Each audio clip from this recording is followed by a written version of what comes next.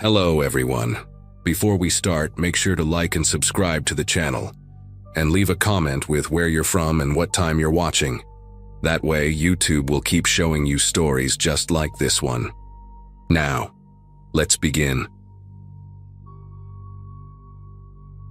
December had barely begun when my boss practically shoved me out the door, insisting I use the vacation days I had been hoarding since joining the accounting firm 5 years earlier.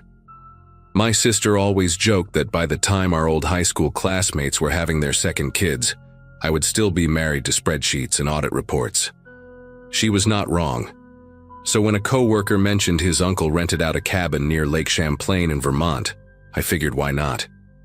The place was about 3 hours from Burlington, deep in the woods, the kind of isolated retreat that promised silence and maybe a chance to remember what relaxation felt like. I packed light. Some books, my laptop, enough groceries for a week, and a bottle of whiskey I'd been saving for a special occasion. The forecast mentioned snow, but nothing that seemed serious enough to cancel my plans. I arrived on a Thursday afternoon, and the cabin exceeded my expectations in the best way possible.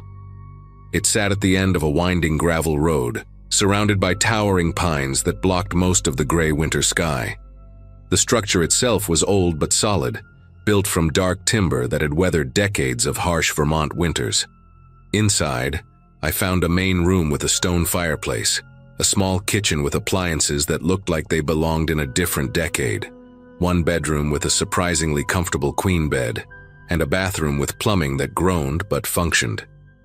The owner, a man named Harold Brennan who spoke with the clipped efficiency of someone who valued his own time, had left a binder with instructions about the generator, the water heater, and the woodpile stacked under a tarp behind the cabin. He also left his number for emergencies, though he warned that cell service was unreliable at best. I remember thinking that was part of the charm. The first 2 days passed in exactly the kind of peaceful monotony I had craved. I woke up late, made coffee in the percolator I found in a cabinet, read by the fire, and took short walks along the trail that led toward a frozen creek about half a mile from the cabin. The silence was extraordinary. Not the absence of noise you get in a quiet apartment, but something deeper, almost physical. At night, the darkness outside the windows was so complete that it felt like the cabin was floating in a void. I slept better than I had in years. On Saturday morning, I noticed the sky had turned the color of wet cement, and the temperature had dropped significantly. I checked my phone, which had exactly 1 bar of signal if I stood near the kitchen window at a specific angle, and saw the weather alert. A major winter storm was moving in faster than originally predicted. They were calling for up to 2 feet of snow, high winds, and near zero visibility by evening. I spent the afternoon preparing as best I could. I brought extra firewood inside, filled every container I could find with water in case the pipes froze, and made sure I knew how to operate the backup generator Harold had mentioned. By 4 in the afternoon, the snow had started falling with an intensity that surprised me. The flakes were not the gentle, picturesque kind you see on Christmas cards. These were dense, heavy, driven sideways by gusts that made the cabin walls creak. Within an hour, the gravel road had completely disappeared under a white blanket, and the pine trees at the edge of the clearing had become vague, dark shapes behind curtains of swirling snow. I told myself this was fine, even exciting in a way. I had food, I had heat, I had nowhere I needed to be. The storm would pass, the plows would come eventually, and I would have a good story to tell back at the office. That confidence lasted until about 6:30, when every light in the cabin flickered twice and then went dark.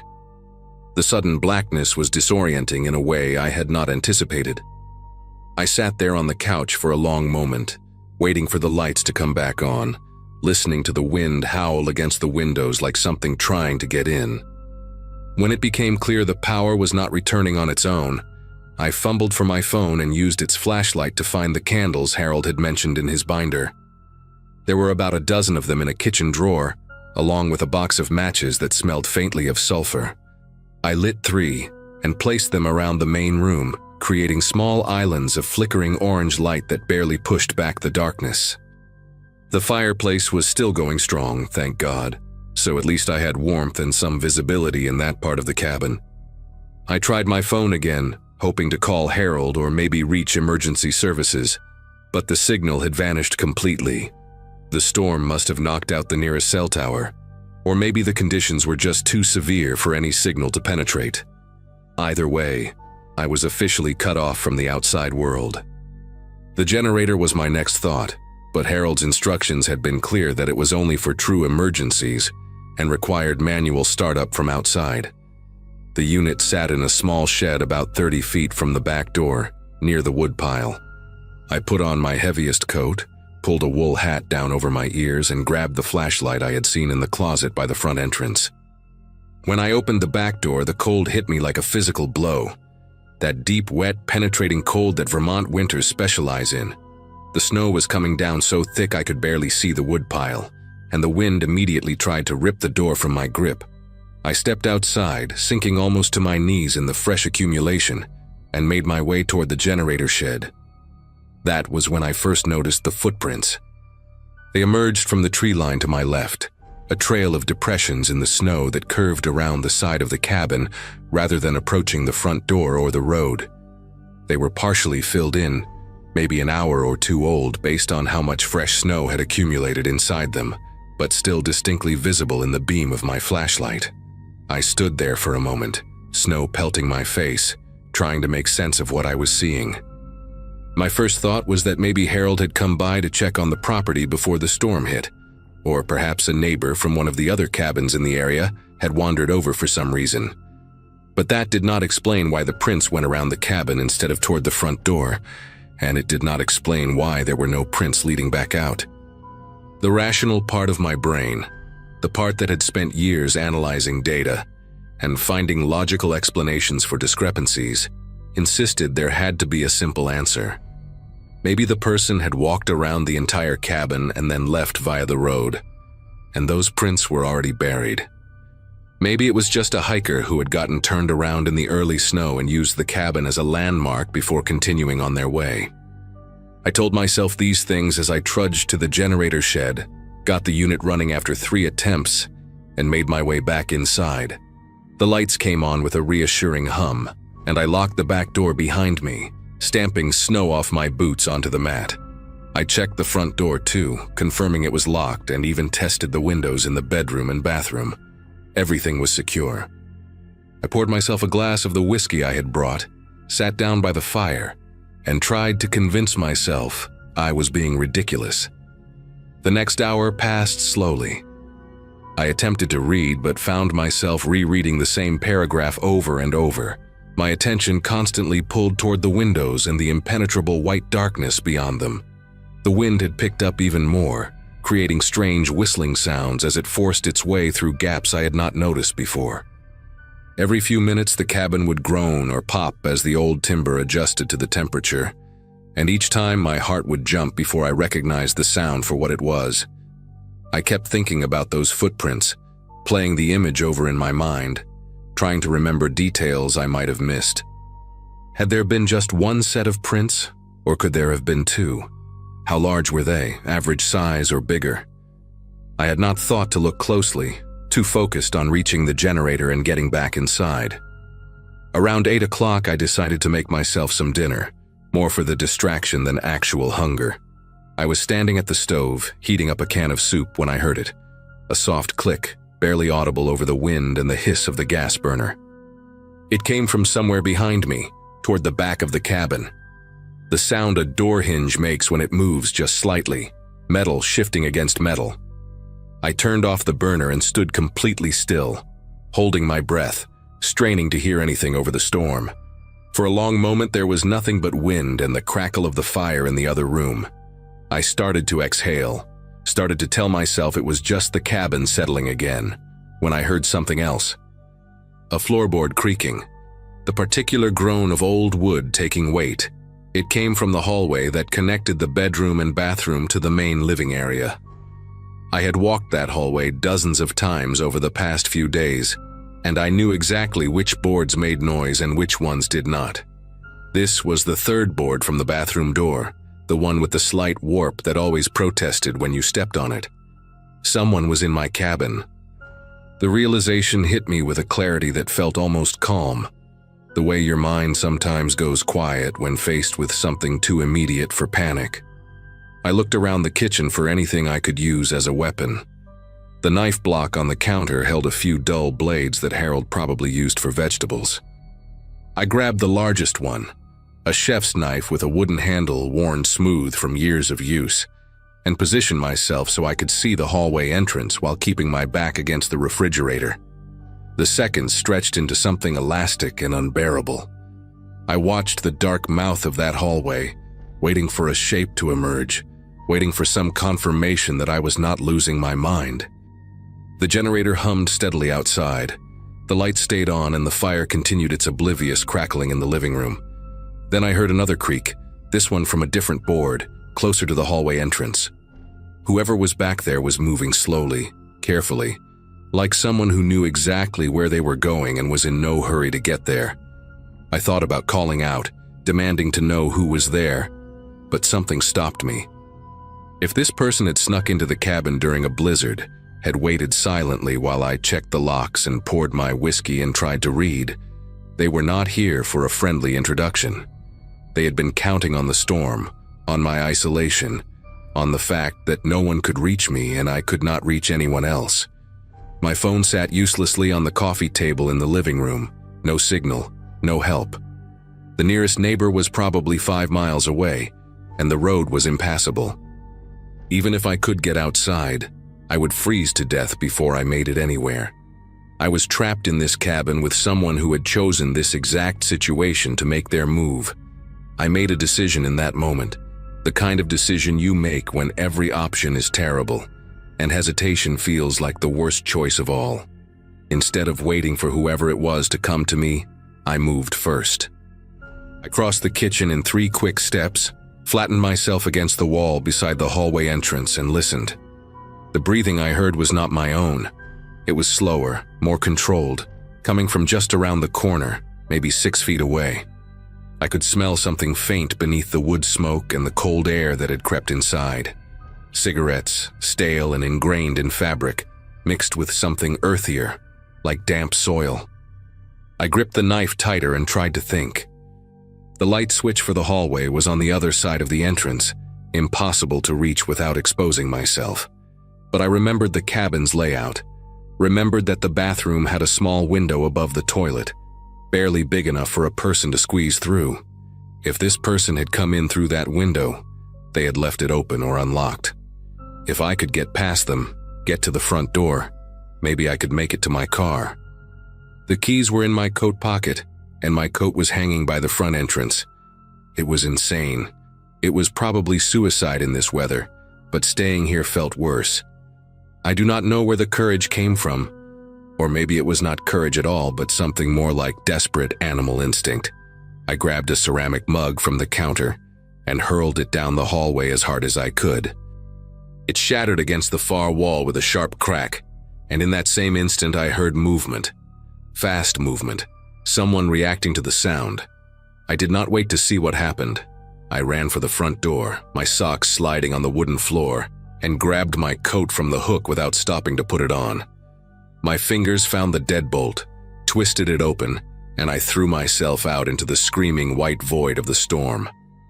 The cold was immediate and brutal, cutting through my sweater like it was made of paper. I could not see more than 3 feet in front of me, but I knew roughly where I had parked, and I ran in that direction, high-stepping through snow that came up past my knees. Behind me, I heard the cabin door bang open against the wall. Someone was following. I found my car more by luck than memory, my outstretched hand colliding with the cold metal of the hood. I fumbled with the coat, jamming my arms into the sleeves while trying to dig the keys from the pocket. The engine turned over on the second try. I had never been more grateful for anything in my life. I threw the car into reverse, felt the tires spin uselessly for a horrifying moment, then catch on something solid beneath the snow. The headlights cut through the blizzard just enough to show me a figure standing about 20 feet away, motionless, watching. It was a man, tall and lean, wearing dark clothing that was already coated in white. I could not make out his face through the snow, but I could see he was holding something in his right hand, something that caught the headlight beam with a dull metallic glint. I did not wait to identify it. I swung the car around, felt it fishtail wildly, and aimed for where I remembered the road beginning. The next 3 hours were the longest of my life. I drove at maybe 10 miles per hour, unable to see the road, running off into ditches twice and somehow managing to rock the car free both times. My phone found a single bar of signal somewhere around midnight, and I called 911 with fingers so numb I could barely press the buttons.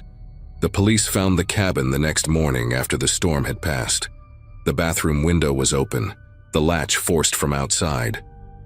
Inside, they discovered muddy boot prints throughout the hallway and bedroom, along with a backpack hidden under the bed containing duct tape, zip ties, a hunting knife, and a prepaid phone with no contact saved. They never caught the man. The detective who interviewed me, a tired-looking woman named Audrey Sims, told me they suspected it was connected to 2 other break-ins at remote properties in the region over the past year, though those victims had not been as lucky as me. She did not elaborate on what that meant, and I did not ask. Harold Brennan refunded my rental payment and apologized profusely, though I could tell he was more worried about liability than my well-being. I drove back to my apartment in Burlington that same day, checked into a hotel instead, and did not sleep without the lights on for the next 3 months. Even now, 2 years later, I cannot hear the creak of a floorboard or the click of a door hinge without my whole body going rigid. I still do not know who that man was or why he chose that cabin, that night, that storm, but I know he was patient, I know he was prepared, and I know that if I had waited another 30 seconds in that kitchen, I would not be here to write this.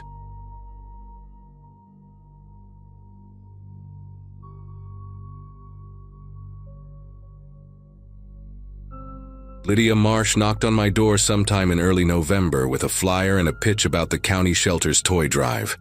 She lived 3 houses down, had 2 golden retrievers, and possessed the kind of relentless cheerfulness that made refusing her feel like kicking a puppy. So I signed up. By mid-month, I had become weirdly obsessed with the whole thing, buying discounted toys during my lunch breaks, asking co-workers at the insurance office if they had anything to donate, even wrapping some of the gifts myself with paper covered in cartoon snowmen. It gave me something to focus on, which I desperately needed. My marriage had ended that spring after barely 2 years, and at 26, living alone in a small house on Birchwood Lane, I was still figuring out who I was outside of being someone's wife. The toy drive became my project, my distraction. By that Saturday morning in late fall, I had 2 heavy shopping bags stuffed with donations sitting by my front closet, waiting for the official neighborhood pickup scheduled for Sunday afternoon. That Saturday began like any other day off, slow, aimless, deliberately lazy. I made coffee around 9, let my cat Clementine yell at me until I refilled her food bowl, and decided to finish hanging the last of my holiday decorations. The weather outside was sharp and bright, frost still visible on the grass even though the sun had been up for hours. I put on a playlist of old Christmas songs, the kind with crooning vocals and orchestral arrangements that reminded me of my grandmother's kitchen. Bing Crosby, Nat King Cole, all those voices from another era filling my living room while I untangled a string of lights. Around 11, I was standing on a step stool near the window, trying to hook an ornament onto a high branch, when I heard kids laughing somewhere down the block. Normal neighborhood sounds, safe sounds. I stepped down, surveyed my work, and decided the tree looked decent enough. Then came the knock, 3 soft taps on my front door. I glanced at the clock on the mantel, 11:47. My first thought was that Lydia had come a day early for the donations. I wiped my hands on my jeans and walked toward the door, still humming along to the music. He was not what I expected. Through the glass panel beside my door, I could see a man, maybe mid-30s, average height, wearing a red Santa hat and a navy blue puffer jacket. He held a clipboard against his chest and offered a small wave when he noticed me looking. His face was plain, forgettable even, The kind of face you might see at a grocery store and never think about again. He had a short beard, neatly trimmed, and wire-rimmed glasses that caught the light. I opened the door but kept the storm door closed between us the way my mother had taught me. He smiled immediately, a warm and easy smile, and introduced himself as a volunteer with the Greenfield Family Alliance. He said they were doing last-minute rounds in the neighborhood, collecting toy donations for families who would not make it home for the holidays.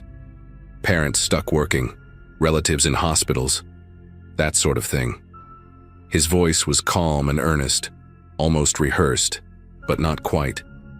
He gestured vaguely toward the street, mentioning that several neighbors had already contributed. I noticed a white van parked a few houses down, unmarked, its engine apparently off. I should have asked more questions. I should have called Lydia to confirm, or at least asked to see some identification. But he seemed so genuine, so unassuming, and his story tugged at something in me. Those families, those kids who might not have presents otherwise. He mentioned that the deadline was tight, that they needed to sort and distribute everything by Monday morning. I thought about the 2 bags sitting in my closet, already packed and ready. The official pickup was not until Sunday, but what difference did a day make? I told him to wait a moment, then unlatched the storm door and stepped back to let him into the foyer while I grabbed the donations. The music was still playing. White Christmas had just started, Bing Crosby's voice smooth and unhurried. I pointed toward the living room and told him he could step inside where it was warm, that I would only be a second. He thanked me politely, wiped his boots on the mat and walked past me into the house. I turned toward the closet, reached for the bags on the floor, and heard the soft click of the front door closing behind him. At the time, I thought nothing of it. He was just keeping the cold out. When I turned back around, bags in hand, he was standing in the middle of my living room. The clipboard he had been holding was now resting face down on my kitchen counter, and his posture had shifted, something subtle but unmistakable. His shoulders were squared, his hands loose at his sides, and the friendly smile had vanished completely. His face was blank now, almost bored, like he had taken off a mask he no longer needed.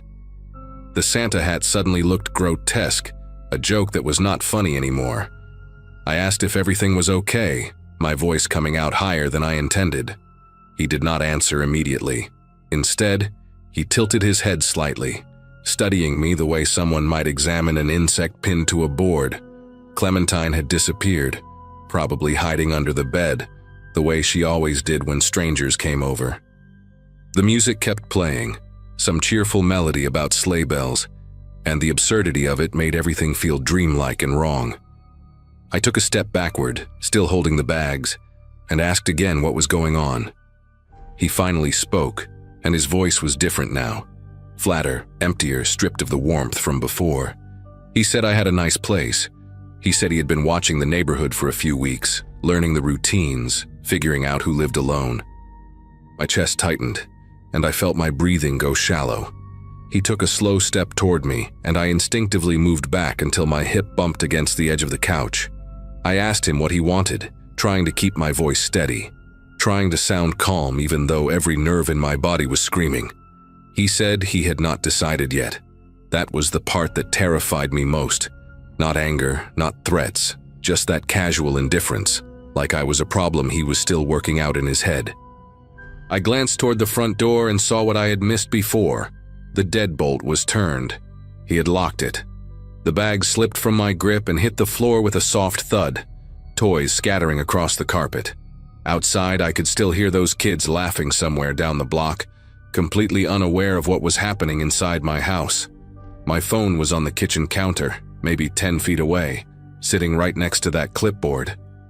He noticed me glance toward it and shook his head slowly, almost like a disappointed teacher. He told me not to do anything stupid. He said he did not want this to get complicated. I tried to think, tried to remember anything useful from those self-defense articles I had skimmed online but never taken seriously. My back door led to the yard, but it was on the other side of the kitchen, past him.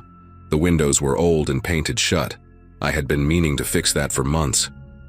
My mind raced through options and found nothing. He started walking toward me, not fast, not aggressive, just steady and deliberate, like he had all the time in the world.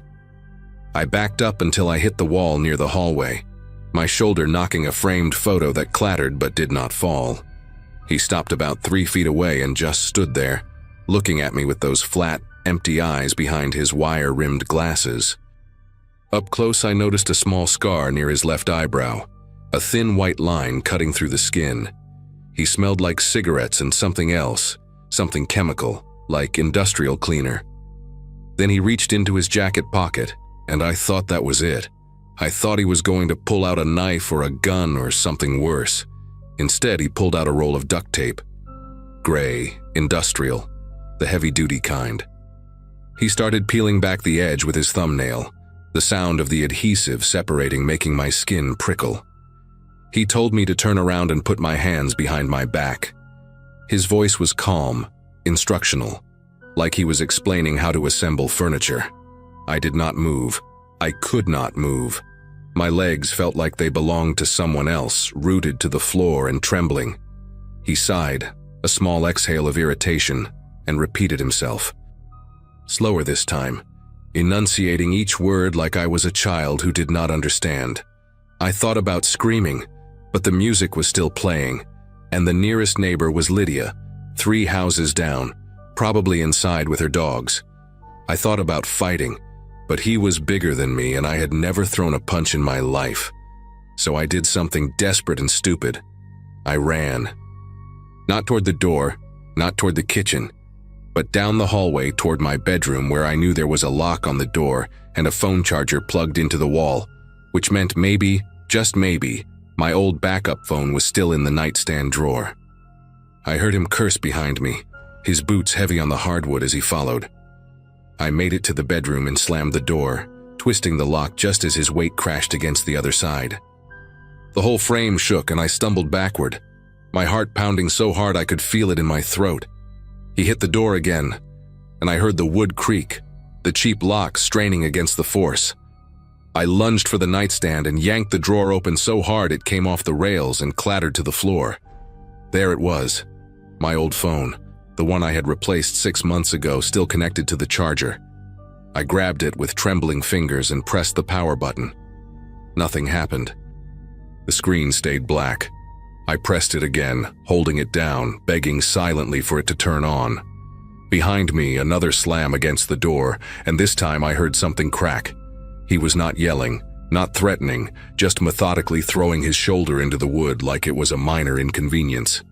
The phone finally lit up, the battery icon flashing. 2%. Enough. I dialed 911 and pressed the phone to my ear, my whole body shaking as I backed into the corner between the bed and the wall. The operator answered on the second ring, her voice calm and professional. I started talking before she could finish her greeting, the words tumbling out in a frantic rush. Someone in my house, he locked the door. I am in the bedroom, please send someone. She asked for my address, and I gave it to her, my voice cracking. She told me to stay on the line, that help was on the way.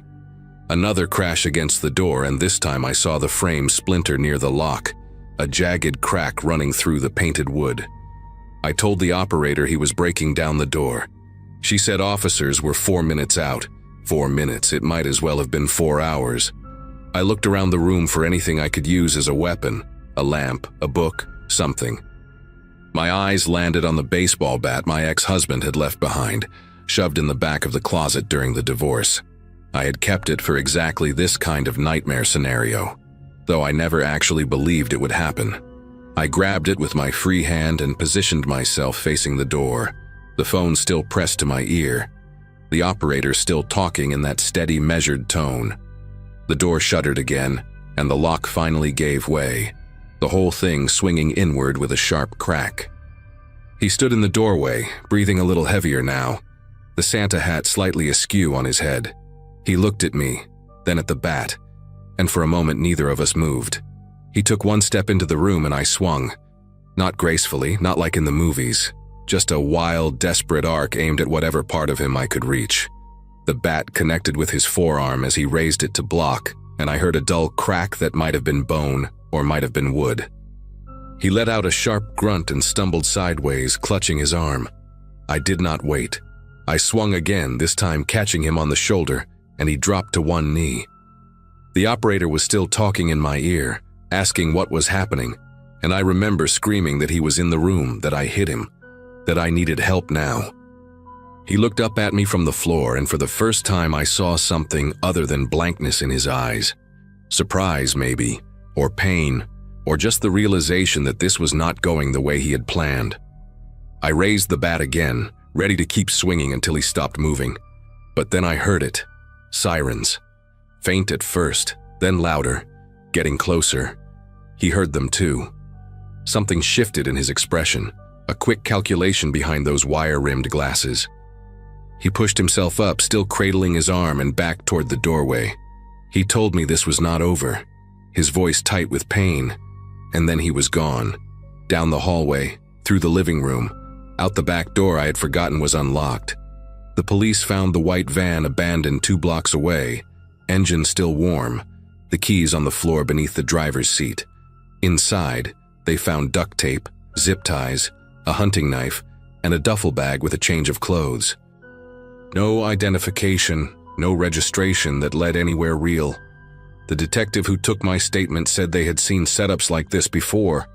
Predators who scouted neighborhoods, who used charity scams or delivery uniforms to get inside, who targeted women living alone.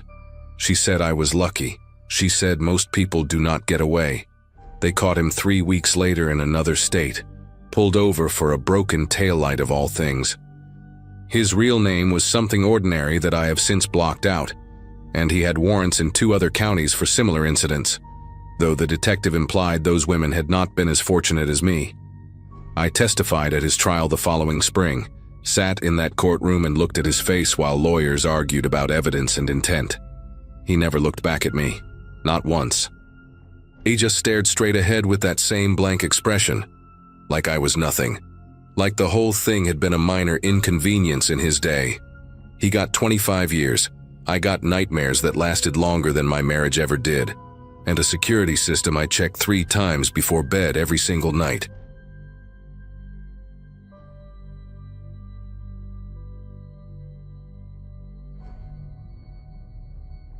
"9 years doing this job, and I thought I had seen every kind of call there is.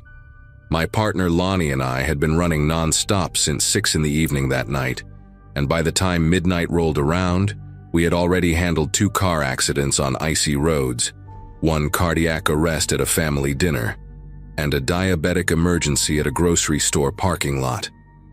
I started in EMS right after getting my certification, back when most of my high school friends were still figuring out college. That particular shift fell on one of the coldest nights we had all winter, the kind of cold that bites through your uniform no matter how many layers you wear underneath. We had just finished restocking the rig at the hospital when dispatch crackled through with another call. Unconscious male, found in a snowbank behind the Riverside Plaza shopping center. Caller reported seeing him collapse after what looked like a holiday party. Said the guy had been stumbling around before going down. Lonnie groaned and pulled back onto the road while I logged the call details. Neither of us thought twice about it. Calls like that are common during the holidays. People drink too much at office parties and end up hypothermic in a ditch somewhere. We pulled into the back lot of Riverside Plaza around 12:20 in the morning. The shopping center had closed hours ago, and the only lights came from a few security lamps scattered across the massive parking area. The snow had been falling steady all night, maybe 3 or 4 inches accumulated since our shift started. Lonnie parked near the dumpsters where dispatch said the caller had spotted the man, and we grabbed our gear. I remember the silence when I stepped out of the ambulance, that heavy kind of quiet you only get during a snowstorm, when everything feels muffled and distant. We walked toward the snowbank with our flashlights cutting through the dark, but there was nobody there. No unconscious man, no party-goer sleeping off too many drinks. What we did find made me stop walking. There were drag marks in the snow, 2 long parallel lines with footprints on either side, like someone had been pulled. The tracks led away from the parking lot and disappeared into a tree line about 40 yards out. Lonnie looked at me, and I looked at him, and without saying anything, we both understood that something was wrong with this whole situation. I radioed dispatch to confirm the call details. The operator repeated everything back. Unconscious male behind Riverside Plaza. Caller used a prepaid cell phone. No registered owner on file. When I asked if the caller had left a callback number, she told me the line went dead right after giving the location. Lonnie suggested maybe someone found the guy and took him inside to warm up, which made sense for about 3 seconds until I pointed my flashlight at those drag marks again. They went in the wrong direction, away from any buildings, straight toward the woods. Nobody drags an unconscious person into a frozen tree line in the middle of the night. We stood there trying to figure out what to do when dispatch came through again. Another call, same situation. Unconscious person reported at a maintenance building about 200 yards north of our location. The caller specifically mentioned seeing our ambulance lights and said the person was inside the building. Lonnie wanted to call for police backup, but dispatch said all units were tied up, handling a pileup on the interstate. We were on our own, at least for the next 20 minutes. The maintenance building sat at the edge of the shopping center property, a squat concrete structure that probably housed electrical equipment or storage for the plaza. It had been abandoned for a while based on the look of it, windows boarded up, a heavy metal door hanging slightly open. Fresh footprints led up to the entrance, and I mean fresh, like someone had walked in there within the last few minutes. Lonnie stayed by the rig to grab the radio and keep eyes on our surroundings while I approached the door. My flashlight beam cut through the gap and showed nothing but darkness and what looked like old shelving units covered in dust. I called out, identifying myself as a paramedic, asking if anyone needed help. No response. I pushed the door open wider and stepped inside, scanning left and right. The air was freezing, colder than outside somehow, and it smelled like rust and stagnant water. I moved deeper into the building, checking behind shelves and around corners when I heard it.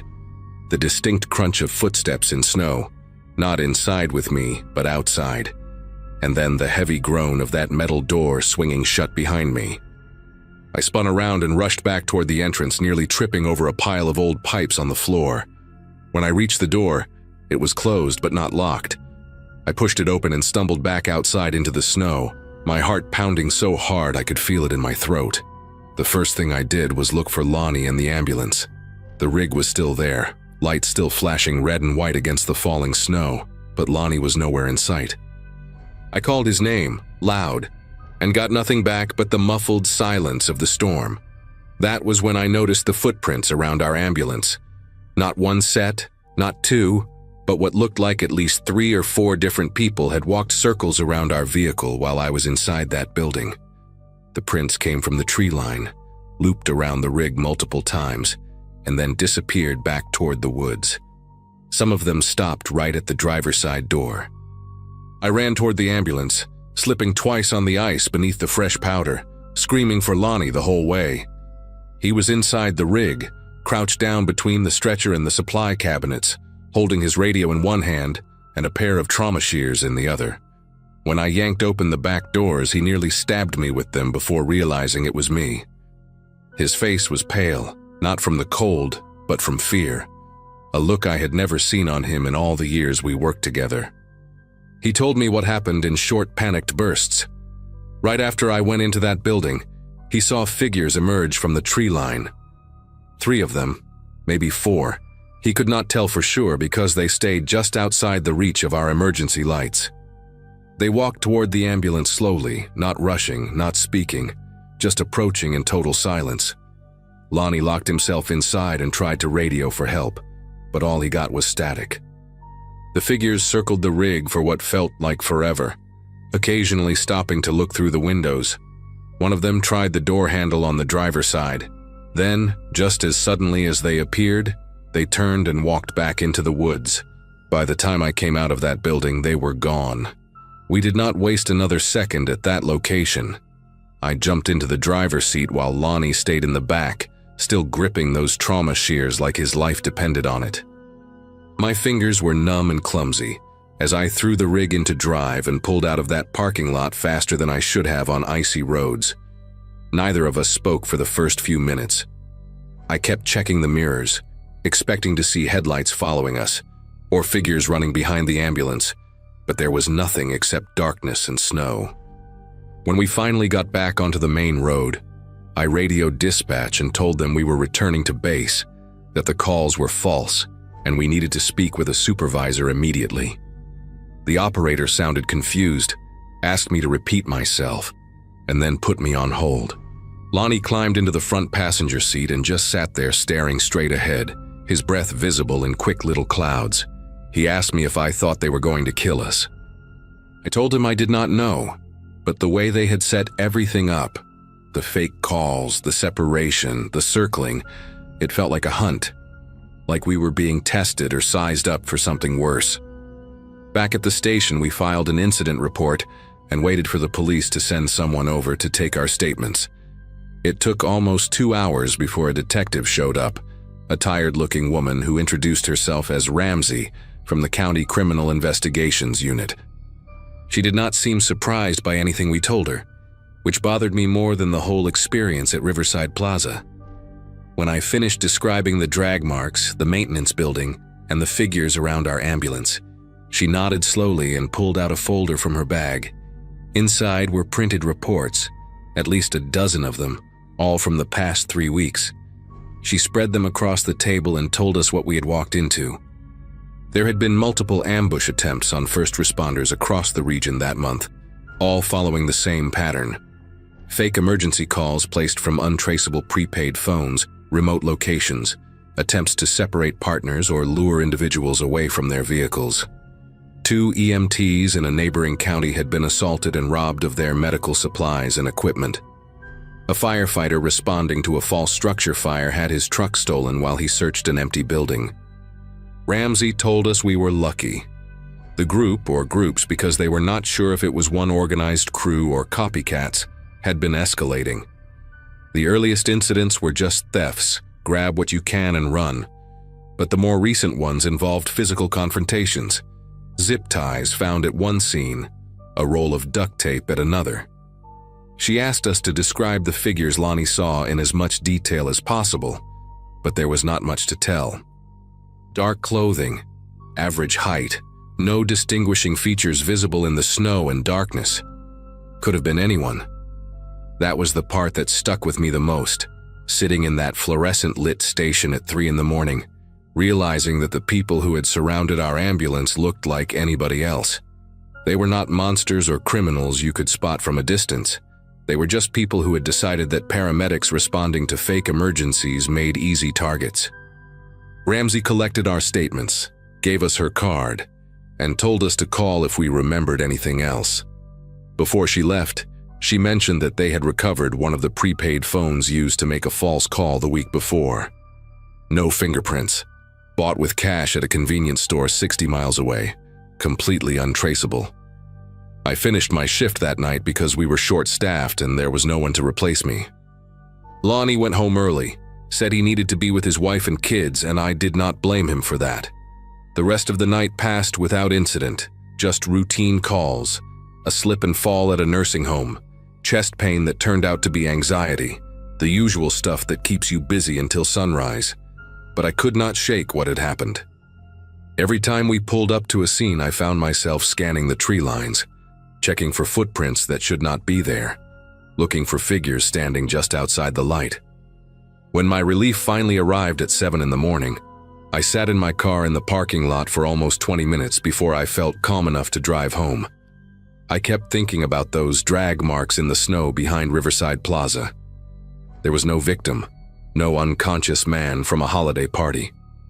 The drag marks were bait, staged to make us curious, to draw us toward the woods or keep us distracted while they moved into position. Someone had planned that, had thought it through, had known exactly how paramedics would react to what they found. The police never made any arrests connected to what happened to us that night. Ramsey called me once, about 3 weeks later, to tell me that the incidents had suddenly stopped. No more fake calls, no more ambush attempts, nothing. The group or whoever they were just vanished like they had never existed. She said sometimes these things happen. Criminals move to a different area or get spooked by increased police presence, and decide to lay low. But she did not sound convinced, and neither was I. I still work EMS, still run calls in the same areas we covered that night. And every time I drive past Riverside Plaza, I feel my chest tighten. They never boarded up that maintenance building. I checked a few months ago, drove by on my way home after a shift just to see. The door was still hanging open, same as it was that night, and I swear I saw fresh footprints in the mud leading up to the entrance. I did not stop to investigate. I just kept driving and told myself it was probably nothing. Probably just kids or homeless people looking for shelter. But part of me knows that is not true. Part of me knows that whoever was out there that night is still out there, waiting for the right moment, the right call, the right paramedic stupid enough to walk into a dark building alone. Lonnie transferred to a different station about 2 months after the incident. We still talk sometimes, grab a beer when our schedules line up, but we never discuss what happened at Riverside Plaza. It is like an unspoken agreement between us, a door we both decided to keep closed. I think about it though, more often than I would like to admit. I think about how close we came to being another report in Ramsey's folder, another pair of first responders who walked into a trap and did not walk out. The thing that haunts me most is not the figures in the dark or the sound of that metal door closing behind me. It is the fact that I still do not know what they wanted. Were they after drugs from our medical supplies, the ambulance itself? Or was it something worse, something the zip ties and duct tape suggested? I will never have an answer to that question. All I know is that every time my radio crackles with a call to a remote location, every time dispatch sends me somewhere isolated in the middle of the night, I hesitate for just a second before responding. And in that second, I see those drag marks in the snow leading nowhere, put there by someone who knew exactly what they were doing.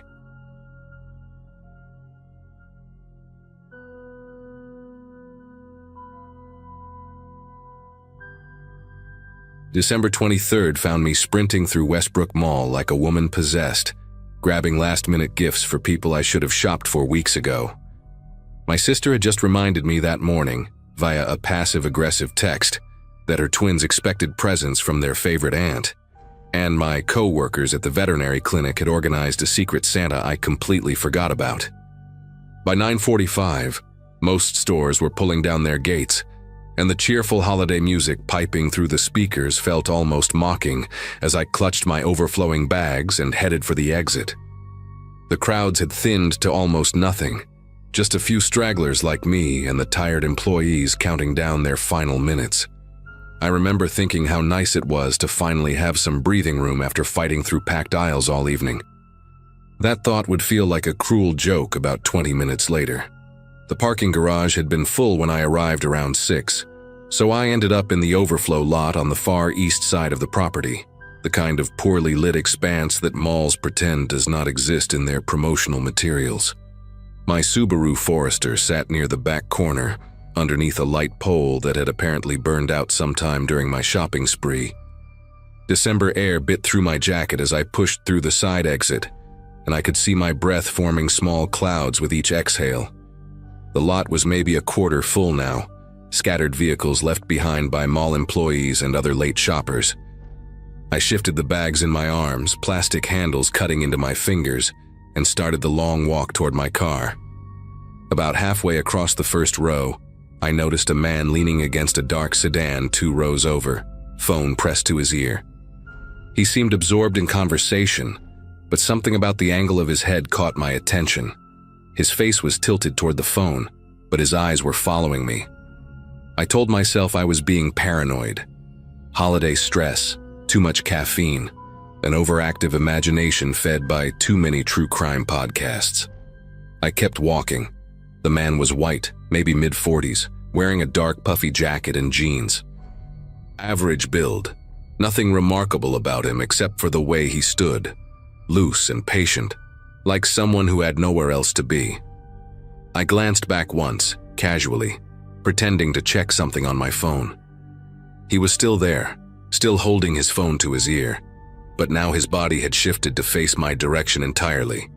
No one talks on the phone standing like that, squared up toward a stranger in a parking lot. My pace quickened without me consciously deciding to speed up. The bags bounced against my legs with each step, and I cursed myself for buying so much stuff I did not even need. A ceramic diffuser for my mother, a weighted blanket for my brother-in-law, scented candles, chocolate boxes, a stuffed elephant for the twins. All of it suddenly felt unbearably heavy. I angled slightly to the left, toward a row of cars closer to the mall building, telling myself I just wanted to take a different route. A longer route, sure, but one that kept me nearer to the building's lights. He moved too, not immediately. He waited maybe 5 seconds, but then he pushed off from the sedan and started walking in a parallel line to mine, still holding that phone to his ear like a prop. The distance between us stayed constant, about 40 feet, and he matched my pace with an ease that made my throat tighten. This was not coincidence. This was not some guy waiting for his wife to finish shopping. I pulled my own phone from my pocket, genuinely this time, and pretended to make a call while I kept walking. "Hey, yeah, I am almost at the car," I said to no one, loud enough for my voice to carry across the cold air. "Can you come meet me? I am in the East Lot." The words felt flimsy, a pathetic bluff that I doubted would fool anyone. I risked another glance. The man had stopped walking but remained standing between 2 parked trucks, watching me. Not hiding anymore, not pretending. Just watching, phone now lowered to his side, as if he knew the game had changed and did not care. My car was maybe 60 feet away now. I could see the familiar shape of my Forester, the little dent on the rear bumper from when I backed into a mailbox last spring. Safety was right there, so close I could almost taste it. I abandoned any pretense of calm and walked faster, nearly jogging, the bags swinging wildly and smacking against my thighs. My keys were buried somewhere in my purse, and I started digging for them one-handed while trying not to drop everything. That is when I heard the engine, a low rumble coming from somewhere behind me, growing louder. I turned my head just enough to see a white van, windowless on the sides, the kind contractors use, pulling slowly out of a parking spot near the back of the lot. It was not heading toward the exit. It was heading toward me. The van crawled forward at maybe 5 miles per hour, its headlights off despite the darkness, and I realized with a sickening clarity that it was positioning itself between me and my car.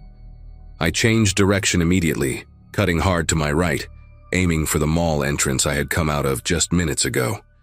My heels clicked frantically against the pavement, and I heard the van accelerate slightly, adjusting its course to intercept me. The man by the truck started walking again too, faster now, closing the distance with long, deliberate strides. They were working together. The realization hit me like a physical blow to the chest. This was coordinated, planned, rehearsed.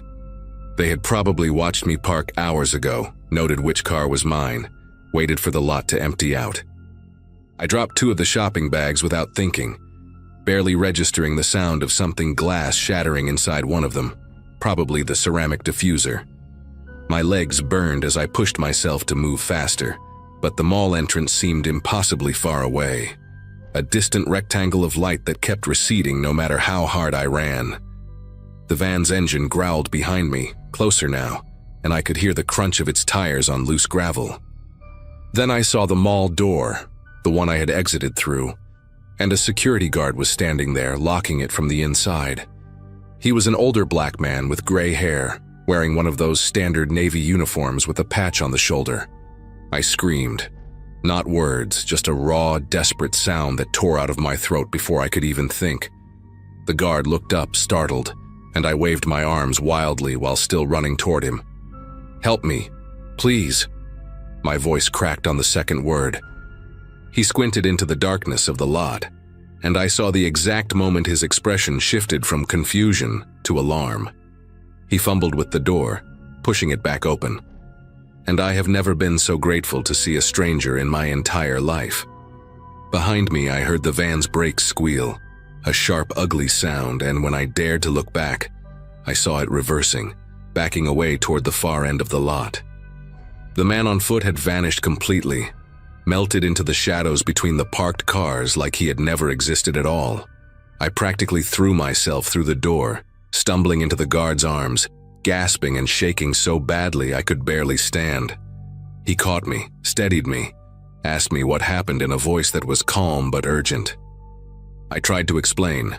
The man watching me, the van blocking my path, how they had moved together like wolves herding prey. But the words came out jumbled, fractured. He guided me to a bench near the food court entrance and told me to sit while he radioed for backup. The mall was eerily quiet now, most of the lights dimmed for the night, and I sat there hugging myself and watching the door like those men might come crashing through at any second. My phone was still clutched in my hand, screen cracked from when I must have gripped it too hard during my sprint. I called 911 with trembling fingers, my voice steadier now but still thin, and told them everything I could remember. The dark sedan, the white van with no windows, the man in the puffy jacket who had tracked my every move with the patience of a predator. The police arrived within 15 minutes. 2 officers, a man and a woman, both younger than me and radiating that professional calm that cops seem to learn in training. They walked me through my story twice, asking clarifying questions, taking notes in little spiral pads. Officer Reyes, the woman, told me I did the right thing by running toward the building instead of trying to reach my car. "They count on you panicking," she said, her voice matter of fact but not unkind. "They expect you to keep heading for your vehicle because that is where you feel safe. But once you are at your car, you are trapped, keys out, distracted, vulnerable."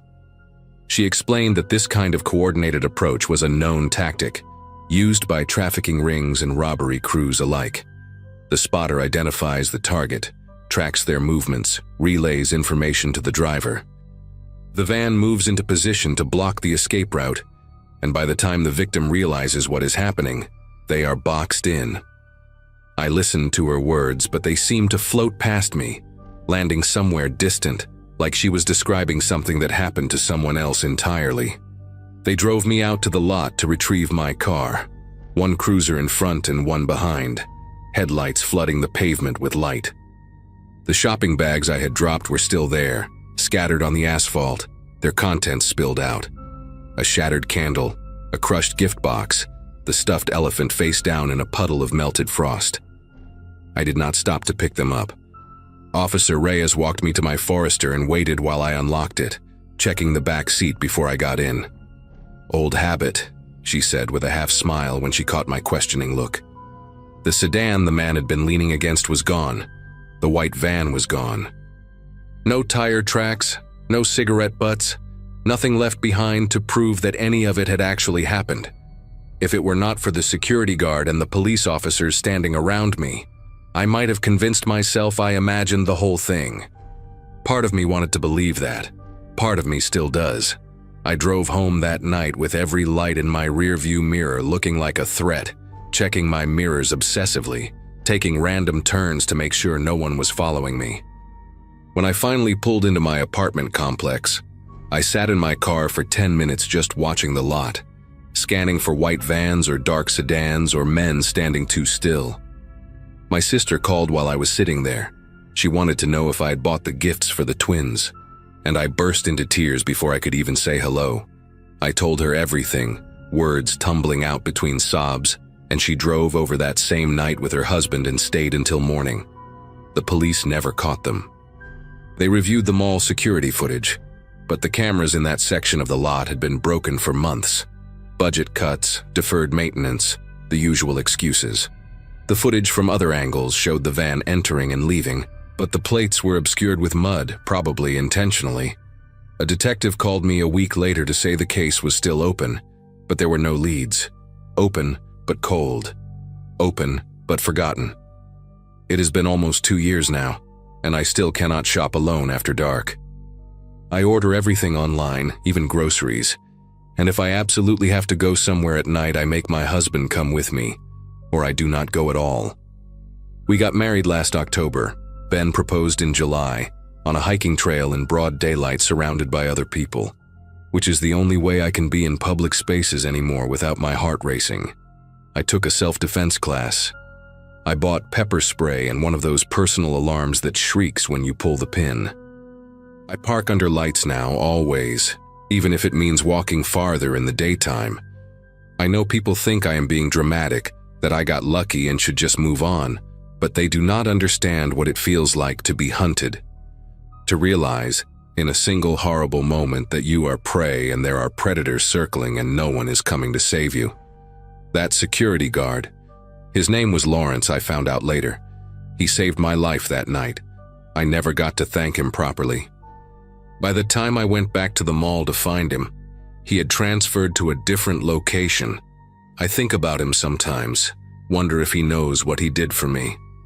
I think about those men too. I wonder if they found someone else that night after I got away.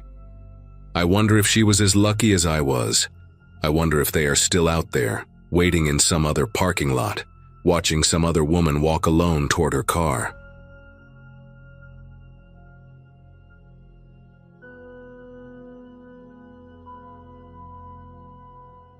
Christmas Eve of 2022 found me standing behind the counter of a speedway station off Route 9 in rural Ohio, watching snow pile up against the gas pumps like white barricades.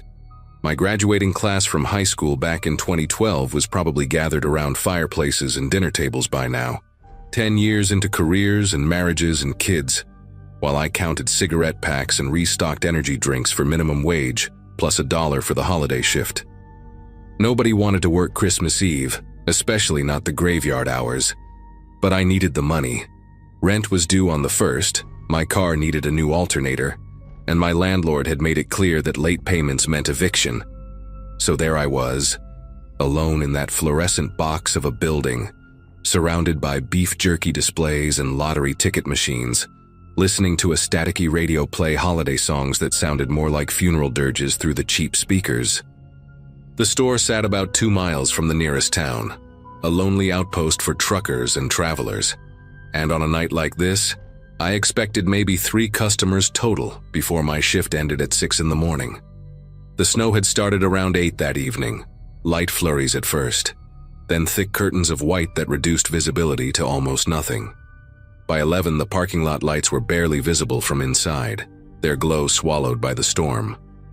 I remember standing at the window with a cup of burnt coffee, watching the occasional car crawl past on the highway without stopping, their headlights dim yellow smears in the blizzard. The heating system rattled and groaned like it was fighting for its life, and every few minutes the lights flickered from the wind battering the power lines. I had my phone propped up on the counter, scrolling through Instagram posts of people celebrating with their families, feeling that particular kind of loneliness that only hits when you realize everyone else is somewhere warm and wanted. The station felt smaller somehow, the aisles tighter, the ceiling lower, like the storm outside was pressing down on the building itself. I checked the clock above the door for probably the 100th time that night. It read 11:47. That was when the headlights cut through the snow. A dark SUV, something big like a Suburban or an Expedition, pulled into the lot and parked near the air pump station, away from the cameras mounted above the entrance. I straightened up behind the counter, grateful for something to break the monotony, and watched 2 figures climb out of the vehicle. They walked slowly toward the door, hunched against the wind, both wearing heavy winter coats with the hoods pulled up. Nothing unusual about that given the weather. The door chimed when they pushed through, bringing a gust of frozen air and snowflakes that melted instantly on the tile floor. I gave them the standard greeting, the automatic "welcome in" that came out of my mouth 100 times a shift. But neither of them responded. They just stood there for a moment, stomping snow off their boots, their faces hidden in the shadows of their hoods. Then they split up, one heading toward the refrigerated drinks at the back, the other wandering down the snack aisle. I watched them on the small security monitor behind the counter, more out of boredom than suspicion. The guy in the snack aisle picked up a bag of chips, examined it, put it back, grabbed a candy bar, turned it over in his hands, returned it to the shelf. He did this 3 or 4 times, never actually selecting anything, just touching products and moving on. The other one opened a refrigerator door, stood there letting the cold air spill out, then closed it without taking a drink. They moved through the store like they were killing time, like they were waiting for something. I glanced at the clock again. 11:52. The first guy, the one in the snack aisle, made his way toward the counter with a single pack of gum. He placed it down without looking at me, and I noticed his hands. They were covered in latex gloves, the kind you see at hospitals or crime scenes on television. My throat tightened. I looked toward the other guy by the fridges and saw the same thing. Pale latex stretched over his fingers as he pretended to read the label on a bottle of orange juice. That was the moment I understood that this night was about to become something very different from the quiet shift I had expected. The one with the gum looked up at me, and I saw his face clearly for the first time. He was wearing a ski mask underneath his hood, black fabric with holes cut for his eyes and mouth. His eyes were pale, almost gray, and they held mine with a stillness that made my legs feel weak. He did not blink. He did not move. He just stared at me like he was memorizing every detail of my face, cataloging me for some purpose I did not want to imagine. Then he spoke, his voice low and flat, almost bored. "Walk to the door and lock it. Turn the sign to closed. Do it slow, do it calm, and do not touch anything else." I opened my mouth to say something, maybe to ask what was happening, maybe to tell him I would give him whatever he wanted, but no words came out. The second man had appeared beside him now, and he pulled back his hood to reveal an identical ski mask. In his right hand, held close to his body so it would not be visible from outside, was a pistol. It was matte black and looked well used, the kind of gun that had seen action before. He did not point it at me. He did not need to. The message was clear enough. I walked to the door on legs that felt like they belonged to someone else, each step taking an eternity. The snow was still falling heavy outside, and I could not see the highway anymore, could not see any headlights or signs of life beyond the white wall of the blizzard.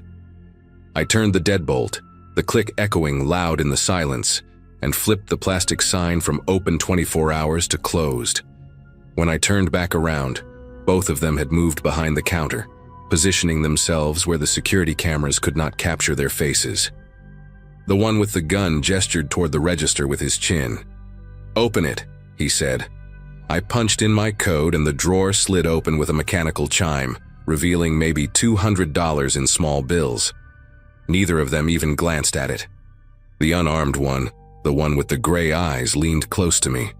I could smell cigarette smoke on his breath, stale and sharp. "We are not here for that," he said. "We are here for the safe. And you are going to sit down, stay quiet, and wait with us until it opens." He checked his watch, a cheap digital thing with a cracked screen. 34 minutes. They made me sit on the floor behind the counter, my back against the cigarette display case, my knees pulled up to my chest. The one with the gun, the shorter of the two, positioned himself by the window where he could watch the parking lot without being seen from outside. The other one, gray eyes, sat on the small stool I usually use during slow nights, spinning slowly back and forth like a bored child waiting for a dentist appointment. Nobody spoke. The radio kept playing Christmas songs. Silent Night segueing into Jingle Bells with cruel irony, and I wanted to scream at it to shut up. Minutes crawled by like hours. I counted the tiles on the ceiling, counted my own heartbeats, counted anything to keep my mind from spiraling into panic. At some point I realized I was shivering, though the heating system was still pumping warm air into the store. It was the kind of cold that comes from inside, from fear that has settled into your bones and refuses to leave. I thought about my mom, probably asleep by now in her apartment across town, expecting me to call her in the morning like I did every Christmas. I thought about whether I would get to make that call. Around 12:15, Gray Eyes started talking. Not to me exactly, but in my direction, like he was thinking out loud and I just happened to be there. "You work every Friday night," he said, his voice casual, almost friendly. "And every other Wednesday. You close alone on those shifts. The other guy, the older one with the beard, he leaves at 10 and you take over until morning." My stomach turned to ice. He continued, ticking off details like he was reading from a list. "Police patrol comes by around 2 in the morning, sometimes 2:30. They slow down, check the lot, but they never come inside unless there is a car parked out front. No car, no check. That is why we parked around back, behind the dumpsters." He smiled beneath his mask. I could see the fabric stretch around his mouth. "We have been watching this place for 9 days. We know when the cash pickups happen. We know the safe has a 30-minute time lock after midnight. We know you are the only one here, and we know nobody is coming to save you." He leaned forward, his gray eyes fixed on mine. "So relax. Do what we say, and you will be home by sunrise. Make trouble, and you will not be going home at all." The safe beeped at exactly 12:30, a small electronic chirp that cut through the silence like a gunshot. Both of them straightened up, suddenly alert, the casual patience of the past half hour evaporating in an instant. Gray Eyes pulled me to my feet by my arm, his grip strong enough to leave bruises I would find the next day. "Open it," he said.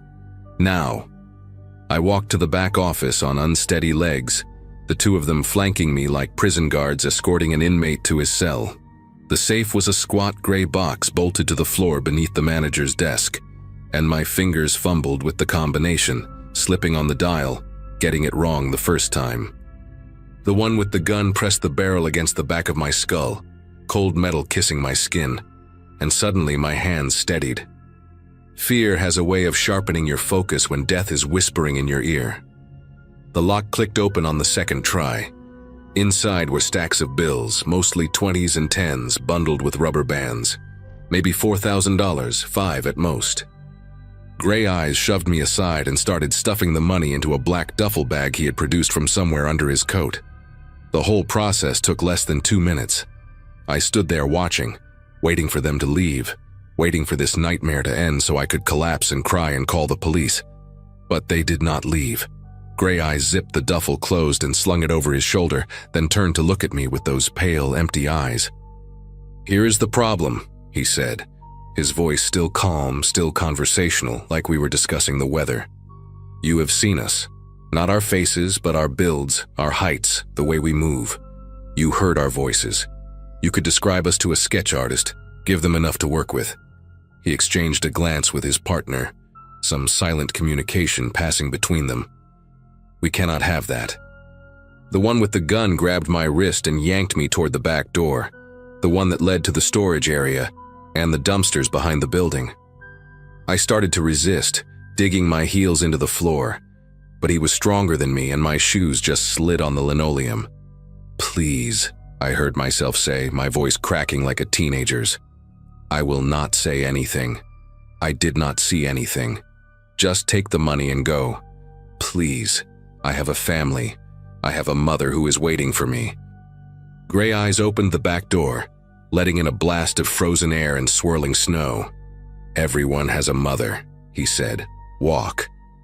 The storage area was dark except for the weak glow of a single security light mounted above the back entrance, its beam almost useless against the thick curtain of falling snow. They pushed me forward into the cold, my sneakers sinking into 6 inches of fresh powder, the wind cutting through my thin work shirt like 1,000 tiny knives. I could see their SUV now, parked behind the dumpsters exactly where Gray Eyes had said it would be. Its engine still running, exhaust fumes rising and disappearing into the storm. This was it. They were going to drive me somewhere remote, somewhere the snow would cover my body until spring thaw, somewhere nobody would think to look for a gas station attendant who simply vanished on Christmas Eve. My mind raced through options, calculated odds, weighed the certainty of death if I went with them against the possibility of death if I ran. The one with the gun was slightly behind me, to my left.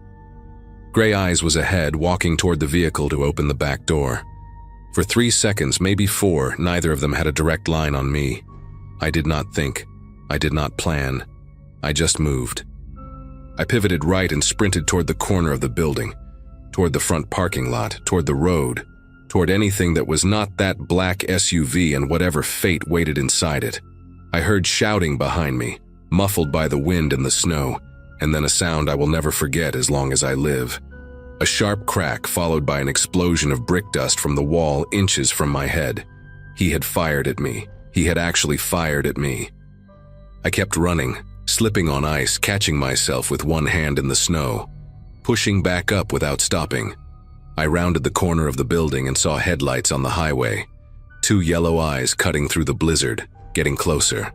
I ran toward them, waving my arms, screaming words that the wind stole from my mouth before they could form. The vehicle, a pickup truck with a plow attachment on the front, slowed as it approached. I threw myself into the road, directly into its path, forcing it to stop. The driver, a heavy man in a flannel jacket with a gray beard and confused eyes, rolled down his window and asked what the hell was going on. I could not answer. I just climbed into his passenger seat, locked the door, and told him to drive. He must have seen something in my face, some animal terror that convinced him not to argue, because he put the truck in gear and pulled away. I looked back through the rear window, expecting to see the SUV in pursuit, but there was nothing. Just snow and darkness and the fading glow of the gas station disappearing into the storm. The man in the truck was named Howard Gilmore, and he drove me straight to the county sheriff's station 12 miles down Route 9. I gave my statement 3 times that night, once to the deputy on duty, once to the sheriff himself when he came in at 4 in the morning, and once more to a detective from the state police who arrived around dawn. They found the SUV abandoned 2 days later in a Walmart parking lot outside Columbus, wiped clean of prints, registered to a woman in Pennsylvania who reported it stolen 3 weeks earlier. The security footage from the gas station showed 2 masked figures, height and build matching my description, but nothing that could identify them. No arrests were ever made. The case went cold within 6 months, filed away with hundreds of other unsolved robberies across the Midwest. I never went back to that speedway. I never worked another night shift anywhere. I moved to Indiana that spring to live closer to my mom, took a job at a warehouse where I clock out at 5 and drive home while the sun is still up. Sometimes when I am alone and the house is quiet, I think about those gray eyes watching me through the holes in that ski mask, and I wonder if he ever thinks about the one who got away.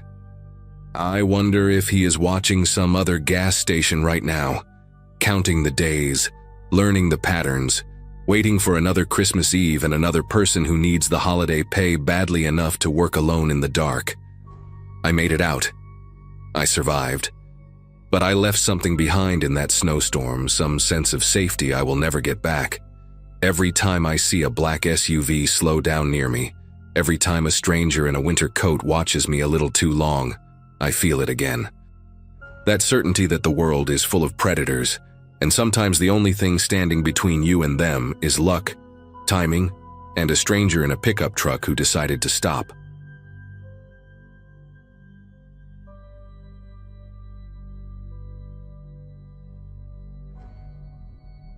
Night shifts in the emergency room have a way of blending together, especially during the holidays.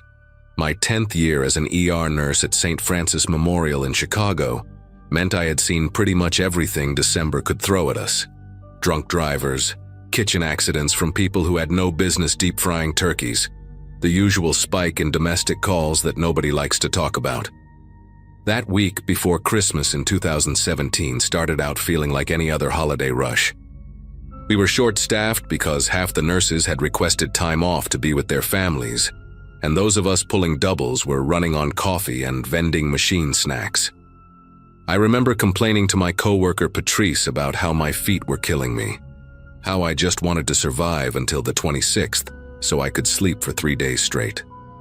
She laughed and told me to pace myself because the weekend was going to be worse. Neither of us knew how right she was, just not in the way we expected. It was around 2 in the morning on that Wednesday when I first noticed something strange about our patient intake. A woman came in with a nasty gash on her forehead and bruising along her left arm, telling the triage nurse she had slipped on a patch of ice outside her apartment building. Standard winter stuff, nothing unusual. But then an hour later, another woman arrived. Different age, different background, but almost identical injuries. Left side of the body, defensive bruising on the forearm, a cut somewhere on the face. She lived in the same neighborhood, over on Ashland Avenue near the old meatpacking district.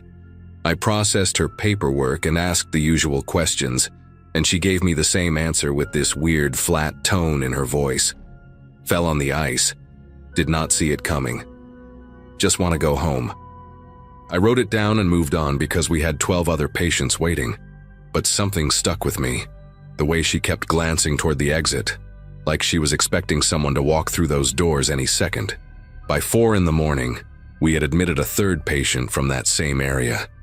This one was a guy in his early 20s, clearly intoxicated from some office holiday party, wearing a wrinkled dress shirt with the sleeves rolled up despite the freezing temperature outside. He had a split lip and scrapes on his palms, the kind you get when you throw your hands out to break a fall. Same story. Slipped on ice, went down hard, just needed to get cleaned up and head home. But when I was cleaning the cuts on his hands, I noticed something that made me pause. The scrapes were on his palms, sure, but the bruising on his forearms was on the outer side, not the inner side where you would expect if someone braced themselves against the ground. These were defensive wounds. I had seen enough domestic violence cases to recognize the pattern. Someone had grabbed him, hard, and he had tried to pull away. I asked him directly if someone had hurt him, and he just stared at me with this glazed expression before repeating that he fell on the ice. His voice cracked when he said it. Around 5:30, I finally got my first real break of the night. The waiting room had cleared out a bit, and Patrice told me to go grab some air before the morning rush started. I pushed through the side door near the ambulance bay, the one the staff uses when we need a few minutes away from the fluorescent lights and the constant beeping of monitors. The cold hit me immediately. It was maybe 15 degrees out there, and my scrubs did nothing to block the wind. I stood there rubbing my arms, watching my breath form little clouds in the darkness, when I noticed him. A man standing near the edge of the parking lot, maybe 30 feet from the ambulance entrance. He was just standing there in a dark coat, hands in his pockets facing the sliding doors. Not moving toward them, not walking away, just watching. I figured he was waiting for someone, maybe a family member getting discharged, so I did not think much of it at first. But then a full minute passed and he did not move, did not check his phone, did not pace around to stay warm. He just stood there like a statue, staring at those doors, and I got this uncomfortable feeling in my chest that I could not quite name. I went back inside after maybe 5 minutes because the cold was unbearable, and I needed to get back to work anyway. The rest of the morning passed in the usual blur of minor emergencies and paperwork. We discharged the young guy with the split lip around 7, gave him instructions for wound care, told him to follow up with his primary doctor if anything got worse. The 2 women from earlier had already left before my break. I did not think about the man in the parking lot again until almost 10 in the morning, when I was finally getting ready to clock out. That is when I saw her, the second woman, the one from Ashland Avenue sitting in one of the plastic chairs in the hallway near the vending machines. She was not waiting for anything. She was just sitting there with her coat pulled tight around her, clutching her purse against her stomach like someone might try to rip it away from her. Her face was pale, and even from 20 feet away I could see that she was trembling. I walked over and asked if she was okay, if she needed help with something, and she looked up at me with these wide, terrified eyes. She grabbed my wrist before I could react, her fingers ice cold even through the fabric of my sleeve. She told me she could not leave. She said she had tried to go home after we discharged her, walked out to catch the bus on Michigan Avenue, and that is when she saw him. A man in a dark coat standing across the street, watching her. She thought maybe it was a coincidence, so she started walking toward the bus stop, and he followed. Not running, not calling out to her, just walking behind her at the same pace, keeping the same distance, like he was attached to her by an invisible string. She ducked into a convenience store and waited for 15 minutes, and when she came out, he was still there, waiting. So she came back to the hospital because she did not know where else to go, because at least here there were people around, security guards, cameras. She asked me if I could call someone, the police maybe, and her voice was shaking so bad I could barely understand her. I told her to stay right there, that I would get security, and I walked as fast as I could toward the front desk without breaking into a run. Our head of security that morning was a guy named Raymond, a former cop who had retired after 25 years on the force and took the hospital job because he said he was too restless to sit at home. I had always liked Raymond because he took everything seriously, never brushed off concerns or made you feel like you were overreacting.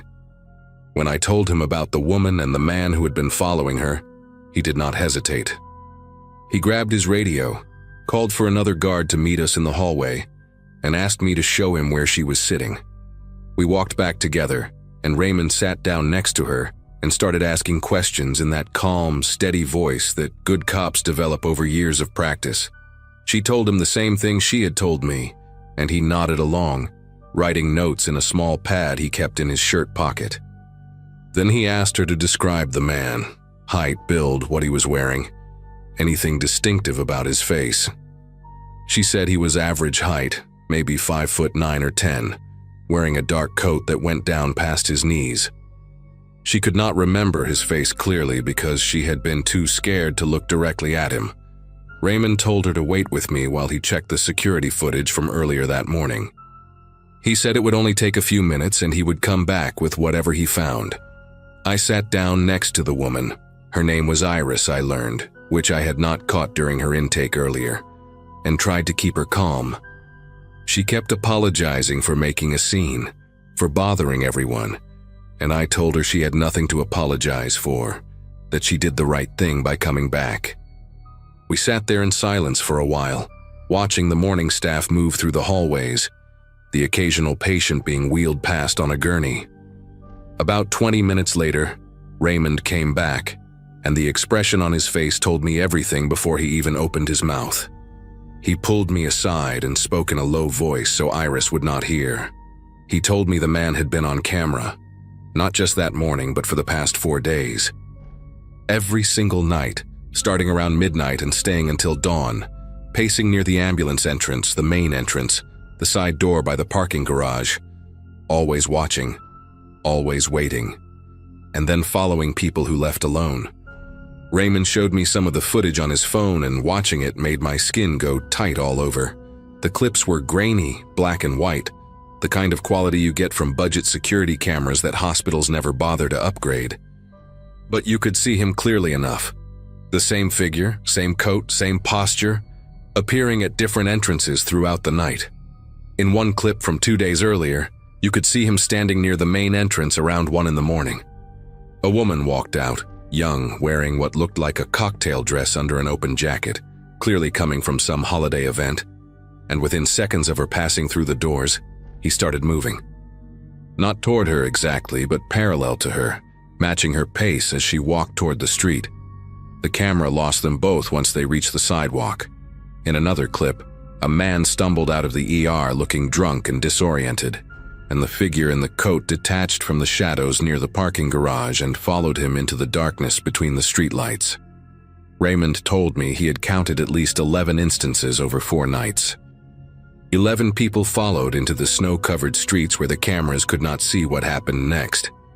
The police arrived around noon, 2 detectives who looked exhausted and irritated in the way cops always do during the holidays when they get called out for something complicated. Raymond walked them through the footage while I stayed with Iris, who had started crying quietly into a tissue someone had given her. One of the detectives, a woman with short gray hair and a voice like sandpaper, came over to take her statement. She asked Iris to describe what had happened when she first came to the ER earlier that night. And that is when Iris said something that made everything click into place in the worst possible way. She said she had not fallen on the ice. She said a man had grabbed her from behind while she was walking home from a bar, dragged her into an alley, and she had fought him off. She ran to the hospital because it was the closest place with lights and people. But she had been too scared to tell anyone the truth, too ashamed, too worried that no one would believe her. So she said she fell on the ice because it was easier than explaining.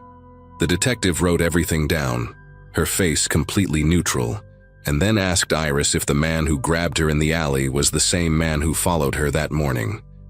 Iris said she did not know. She never saw his face in the alley. It was too dark. I went home that afternoon and barely slept.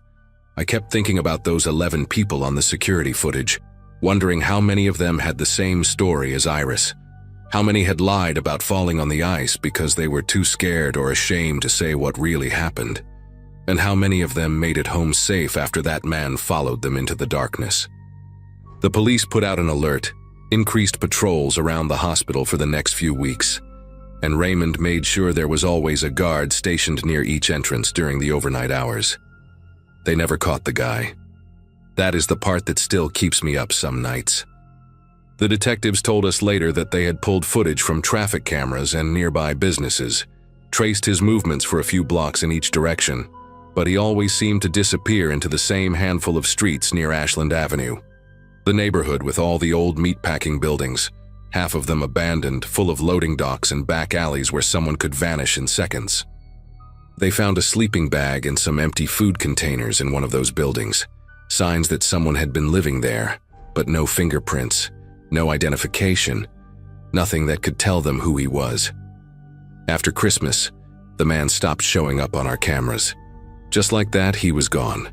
No explanation, no arrest, no final confrontation. He simply was not there anymore. The detective with the gray hair called me in January to follow up, asked if we had seen anything else suspicious, and I told her no. She said they were still working the case but did not sound hopeful. I checked the news obsessively for weeks after that, looking for reports of assaults or worse in that part of the city, but I never found anything that seemed connected. Maybe he moved on to another hospital, another neighborhood, another city.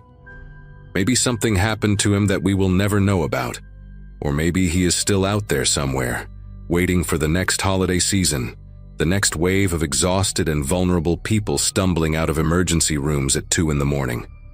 I still work night shifts at St. Francis, 7 years later, and I still look toward the ambulance entrance every time I step outside for a break. I still scan the parking lot for a figure in a dark coat. And every December, when the ice cases start coming in, the ones who say they fell but will not look me in the eye, I make sure to ask them twice if they are telling me the truth. Most of them say yes, but I always wonder about the ones who hesitate before answering.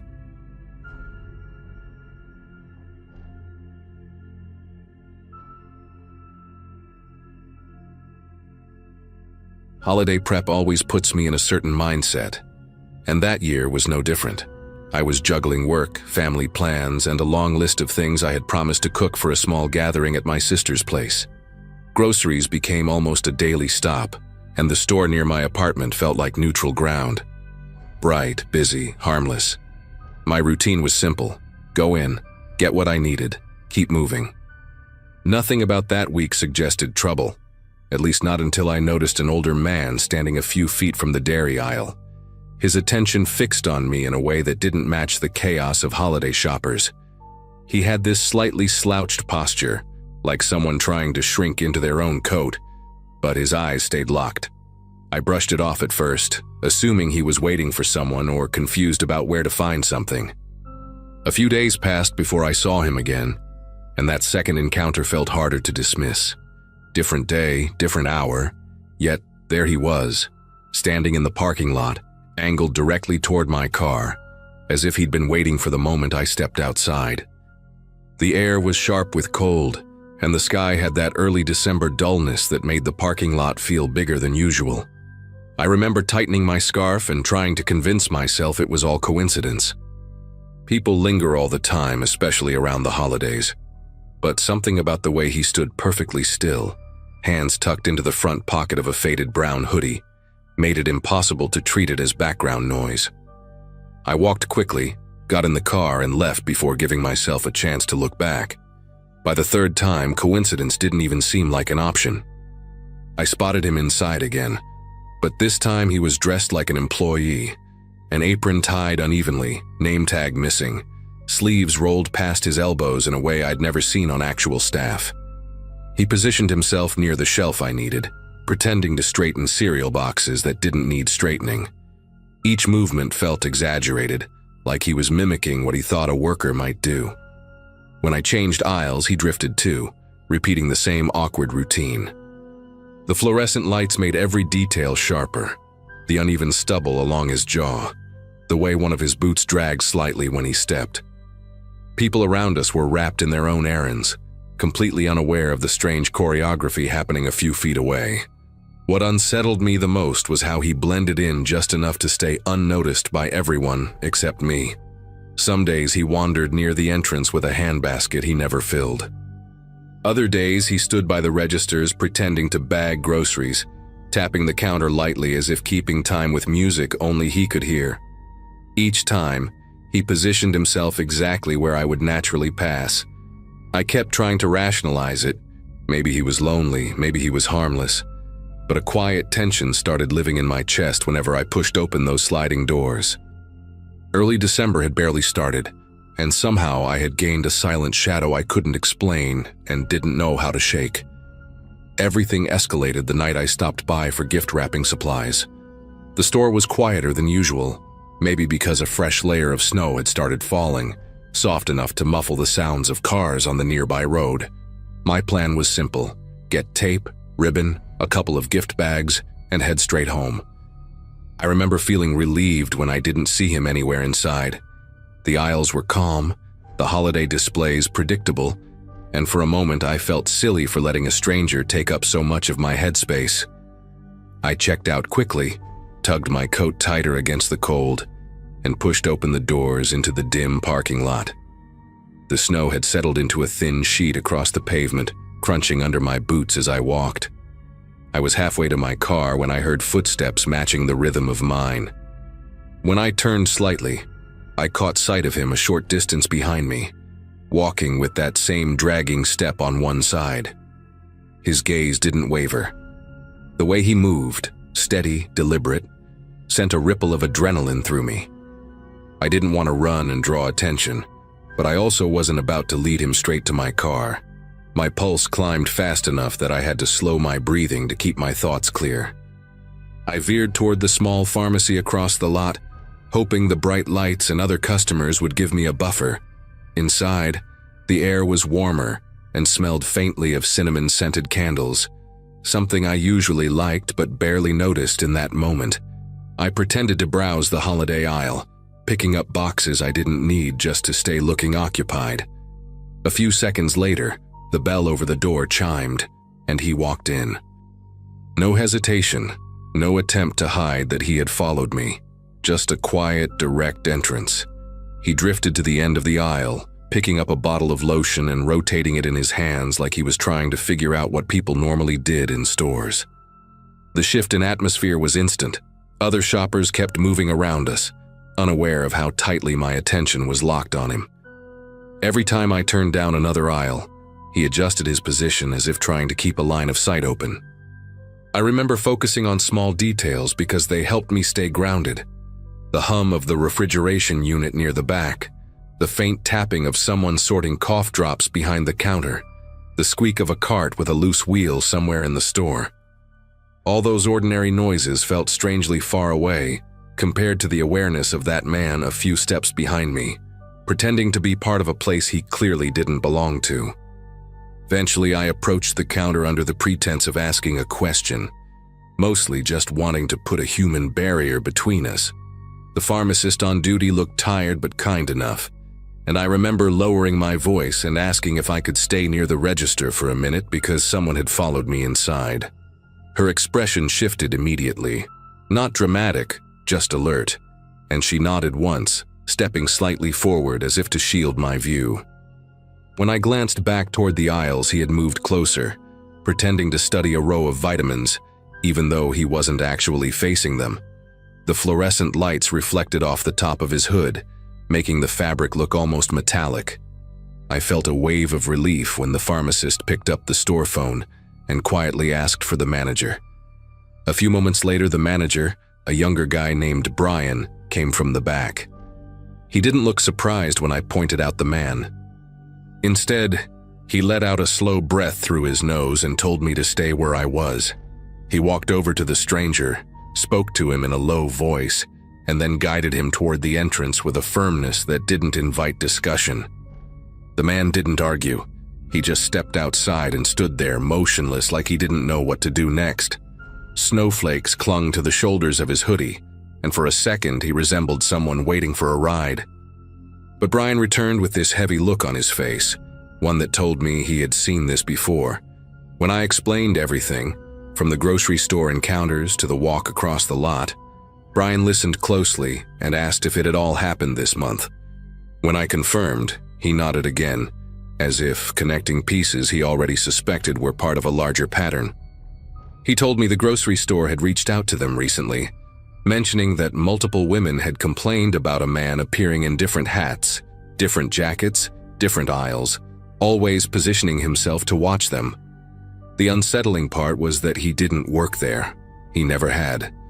He just showed up during the holiday rush, blending into the distraction of crowds and seasonal chaos. Brian advised me to drive home with someone on the phone and offered to walk me to my car.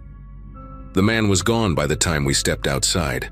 The lot was quiet except for the crunch of snow under Brian's boots and the soft buzz of a street lamp flickering near the curb. I got in my car, locked the doors immediately, and didn't let myself look around until I reached the main road. The following week, I heard that security had started monitoring the grocery store entrances more closely, and the man hadn't been spotted since. No one ever figured out who he was or why he singled out certain women. Even now, when the holidays roll around, I catch myself scanning crowds without meaning to. It all stopped as suddenly as it started, but the memory of those December errands carries a weight I still can't explain.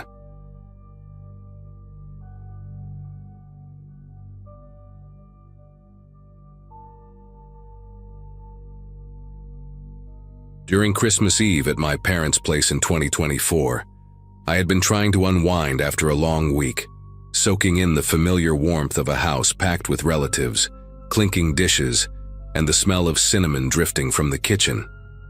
My grandmother, Nina, sat at the far end of the dining table, wrapped in her red shawl with tiny embroidered reindeer she'd stitched decades ago.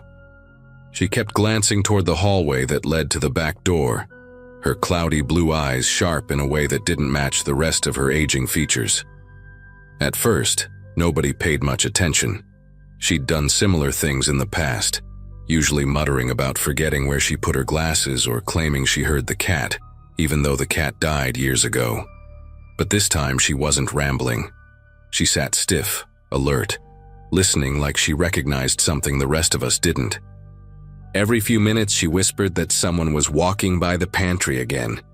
Most of the family brushed it off with tight smiles and jokes about holiday stress, yet the seriousness in her voice tugged at me more than I expected. It felt like she wasn't guessing, like she'd heard that particular sound before. While everyone finished dinner, I offered to take out the trash since the kitchen bin was overflowing with wrapping paper and potato peelings. Stepping outside, the cold hit me instantly, the kind that pinches the inside of your nose and makes your eyes water. The yard was quiet, so quiet it felt hollow, with only the hum of a neighbor's distant generator breaking the stillness. As I walked around the side of the house toward the trash cans, something caught my eye: fresh boot prints in the snow. They stood out sharply under the porch light, the edges crisp, untouched by wind or melting. What unsettled me wasn't the fact that they existed, but where they led. Directly toward the house, stopping right beneath the kitchen window where, minutes earlier, my aunt had been slicing pie. There were no prints leading away, just that lonely trail straight to the siding, as if whoever made them came close, stood there for a while, and vanished. I crouched beside the prints, trying to measure how recently they were made. The snow had fallen steadily all afternoon, a powdery layer that blurred everything unless it was new. And these impressions were perfect, every ridge of the boot sole pressed cleanly into the ground. I tried to convince myself it was a relative sneaking around for a smoke break, but the boot size looked larger than anyone's I knew, and nobody had stepped outside since we arrived. When I looked up at the dark kitchen window, I noticed the faint reflection of lights flickering from inside, and for a moment I imagined someone standing there earlier, watching my family move around, eat, laugh, unaware of being observed. A strange mix of curiosity and unease tightened in my chest, as if the scene in front of me didn't belong to a normal holiday evening. I brushed snow off my sleeves, trying to ground myself before heading back inside. The warmth of the house felt heavier now, like returning to a room where something had already gone wrong. Back in the dining room, dessert plates were being passed around, and my grandmother kept shifting in her seat, her gaze still aimed toward the hallway. I decided not to mention the footprints until I figured out how to phrase it without alarming everyone. The conversation had turned lively again, my cousin joking about someone burning the cheesecake, my uncle bragging about fixing his old truck. But beneath all that noise, Grandma Nina's whisper cut through the air. She leaned toward me and said, barely audible, "He's waiting by the door now." Before I could respond, a soft knock came from the front entrance. Not a normal knock, more like someone testing how quietly they could do it. Everyone paused. Then a man's voice drifted through the wood, polite but strained, saying he was a neighbor with car trouble.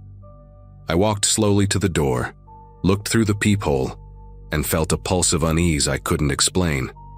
The face staring back wasn't familiar, and he kept shifting just enough that his head angled toward the living room, as if trying to count how many people were inside. I stayed at the door longer than I should have, trying to make sense of the man's expression. He didn't look panicked the way someone stranded on a cold night usually would. His eyebrows were slightly raised, almost curious, and he kept changing the tilt of his head, not impatiently, but deliberately, like he wanted a clear view of whatever was behind me. The porch light caught small details on his coat, flecks of snow melting unevenly, a scuff on the left shoulder, and a thin smear of something darker near the collar. I told him through the door that I couldn't open it but could call someone for him. He didn't answer right away. Instead, he shifted his weight and leaned a little closer, the corner of his mouth tightening in a way I couldn't read. "I just need a quick hand," he said, softer this time. The air in the hallway felt stale as I backed away. When I returned to the dining room, my mom immediately asked what the neighbor needed. I told her I didn't know him, and that something felt wrong about the whole interaction. My dad moved to check the peephole himself, but by then the man had stepped out of view. We tried to settle back into dessert, but the mood was different now. My grandmother kept glancing toward the hallway again, blinking slowly, tapping her nails on the table in a rhythmic pattern she only did when nervous. My younger cousins whispered among themselves, asking whether someone had actually been at the door, or if we were just overreacting. I wanted to reassure them, but the sight of those footprints still lingered in my mind. The thought that someone might have been standing beneath the kitchen window earlier made the house feel smaller, like the walls weren't as solid as they should be.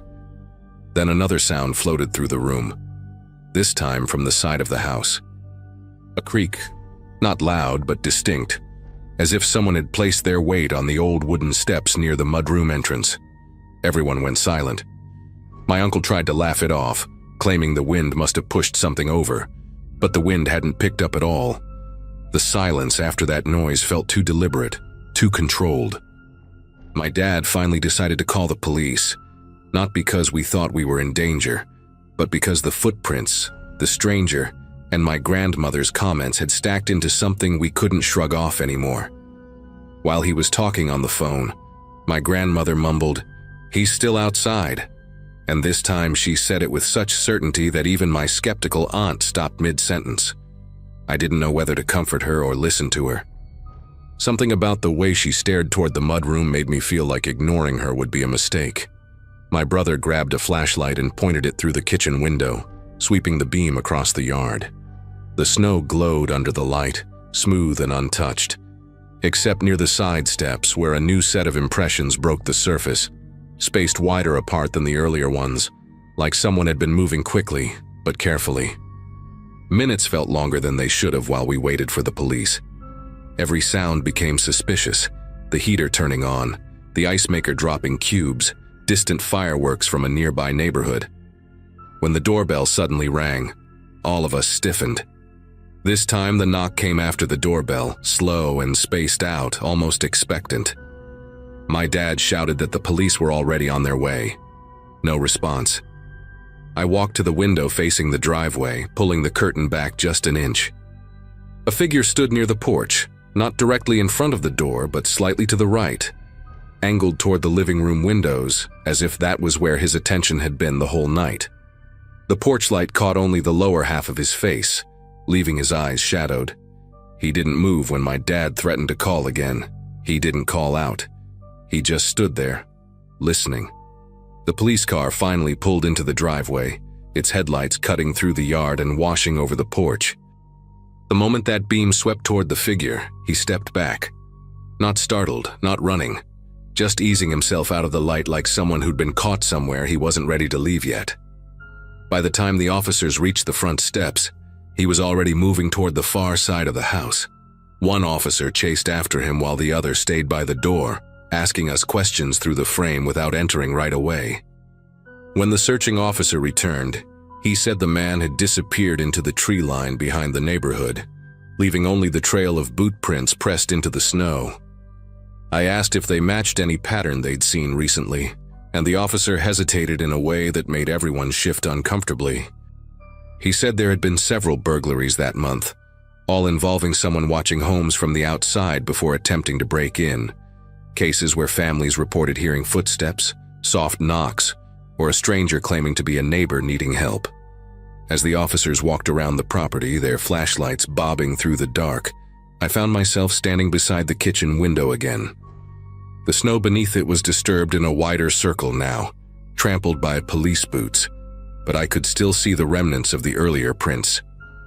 They lined up perfectly with where someone would stand if they were trying to look in without being seen from inside. My grandmother stepped beside me, placing her hand lightly on my arm, her voice steady for the first time all night. "He was here longer than you think," she murmured, almost like she was sharing a secret she'd kept to herself. I asked her what she meant, and she said she'd heard that same quiet pacing by the pantry while we were still in the middle of dinner. She described it in a way that made the hairs on my arms rise, measured steps, pausing, shifting weight, as if someone were deciding whether to try the door. The officers came back inside with their final update. They'd found a second set of tracks near the mudroom steps and fresh impressions under another window on the opposite side of the house. Whoever it was had been circling us, choosing vantage points. We asked what we should do, and one officer suggested keeping the doors locked and leaving a porch light on through the night. He added that they'd increased patrols because the same pattern had occurred in 2 nearby neighborhoods: soft knocks, false neighbors, and windows used as vantage points. My mom asked whether the man ever tried breaking in anywhere else. The officer nodded, explaining that in a couple of cases the intruder returned after the initial approach, waiting for the family to fall asleep before attempting entry. Hearing that made the room feel heavier, like the air had sunk lower into the walls. Nobody slept much after the police left. We stayed gathered in the living room with the TV on low, every shadow feeling more deliberate than normal. But nothing else happened. Not another knock, not a sound by the mudroom, not even a gust of wind strong enough to rattle the siding. It was as if whoever had been watching us decided to move on the moment real authority arrived. By morning, the snow had covered most of the tracks around the house, softening the evidence until it looked like nothing unusual had happened. But the police called later to confirm they'd arrested someone a mile away, caught trying to force open the back door of another home just before dawn. They wouldn't share a name, but they said the boots he wore matched the impressions by our kitchen window. Every holiday since then, my grandmother still glances toward the hallway at night, listening for footsteps none of us hear. And even though everything ended without harm that evening, I still catch myself checking the windows twice, especially when the house feels too quiet.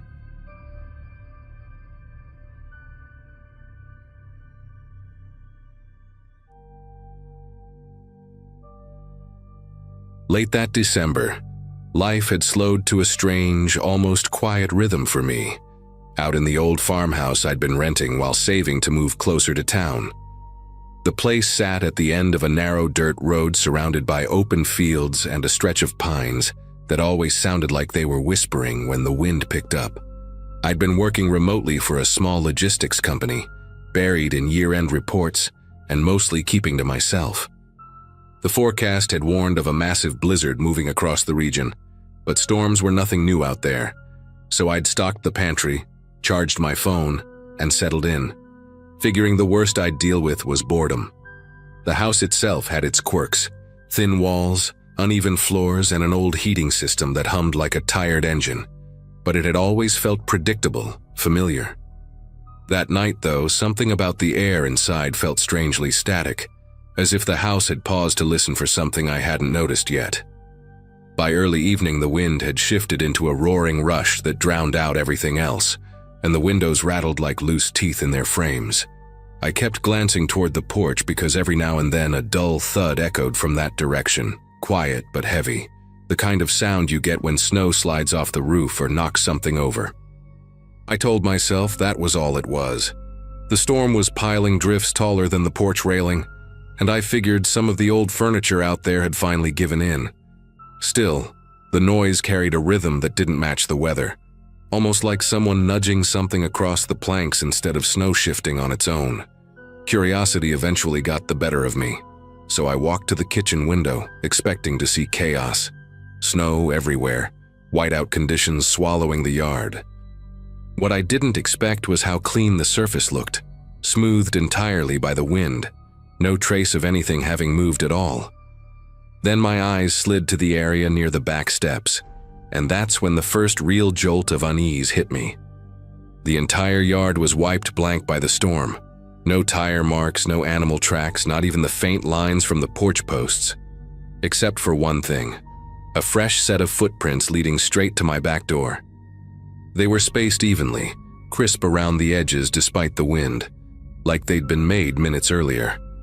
But there were no prints leaving, no trail looping around the yard, just a single purposeful path heading right to where I stood on the other side of the glass. I leaned in closer, almost doubting my own eyesight, and that was when the lights cut out so abruptly, it felt like the house had been unplugged from the world. The furnace stopped mid-groan, the refrigerator clicked off, and the quiet that followed seemed unnaturally thick, like the storm had swallowed all sound except its own. The temperature began to drop fast, faster than I expected, and the darkness inside the house felt heavier than usual, as if the shadows had settled in with a kind of intention. I grabbed the flashlight I kept in a drawer near the stove, flicked it on, and the beam carved out narrow tunnels of pale light through the dark rooms. I stood still for a second, trying to hear anything beyond the storm's howl, and that's when I picked up on a sound that didn't belong to the weather at all. It drifted faintly from somewhere deeper in the house, slow and steady, like someone trying to control each inhale, the kind of breathing someone does when they're aware they're not alone. I stayed perfectly quiet, listening, and the sound repeated, measured, deliberate, coming from inside a home I knew I'd locked hours earlier. The nearest neighbor lived miles down the road, and the storm was only getting worse. Whoever had made those footprints outside hadn't gone back out into the wind. I kept the flashlight pointed ahead as I moved through the hallway, taking slow steps to keep the old floorboards from protesting too loudly. The house had always creaked in predictable ways, heat expanding wood, wind pushing against the siding, but now every tiny sound felt intentional, as if something in the dark was adjusting its weight, waiting for me to pass. The breathing had gone quiet again, which somehow unnerved me more than hearing it. I felt the cold creeping into the hallway, the kind that seeps through layers of clothing and settles deep. I whispered a quick curse under my breath, wishing the power would kick back on, even just enough to get the heat running again. I kept telling myself there had to be a logical explanation, an animal stuck inside, or maybe the storm bending the walls just right to mimic a person's breath. But deep down, I already knew that wasn't it. Something about the stillness told me someone was in there with me. My phone had only a sliver of battery left, and with the cell towers barely functioning in weather like that, I couldn't rely on it for much. Still, I opened the camera and used the screen's faint glow to check behind me as I moved. The hallway looked empty, just the same peeling wallpaper and the same old coat hooks hanging crooked on the wall. But the longer I stared, the more I felt like I was being watched by something hidden just outside the reach of the light. When I stepped into the living room, the air felt colder, sharper. The curtains swayed even though the windows were closed tight. I swept the flashlight across the cluttered shelves, the old rocking chair in the corner, the wood stove that had gone quiet when the power cut. Nothing moved. Still, I couldn't shake the sense that whoever had made those footprints was inside that room, standing perfectly still, waiting for me to make the next move.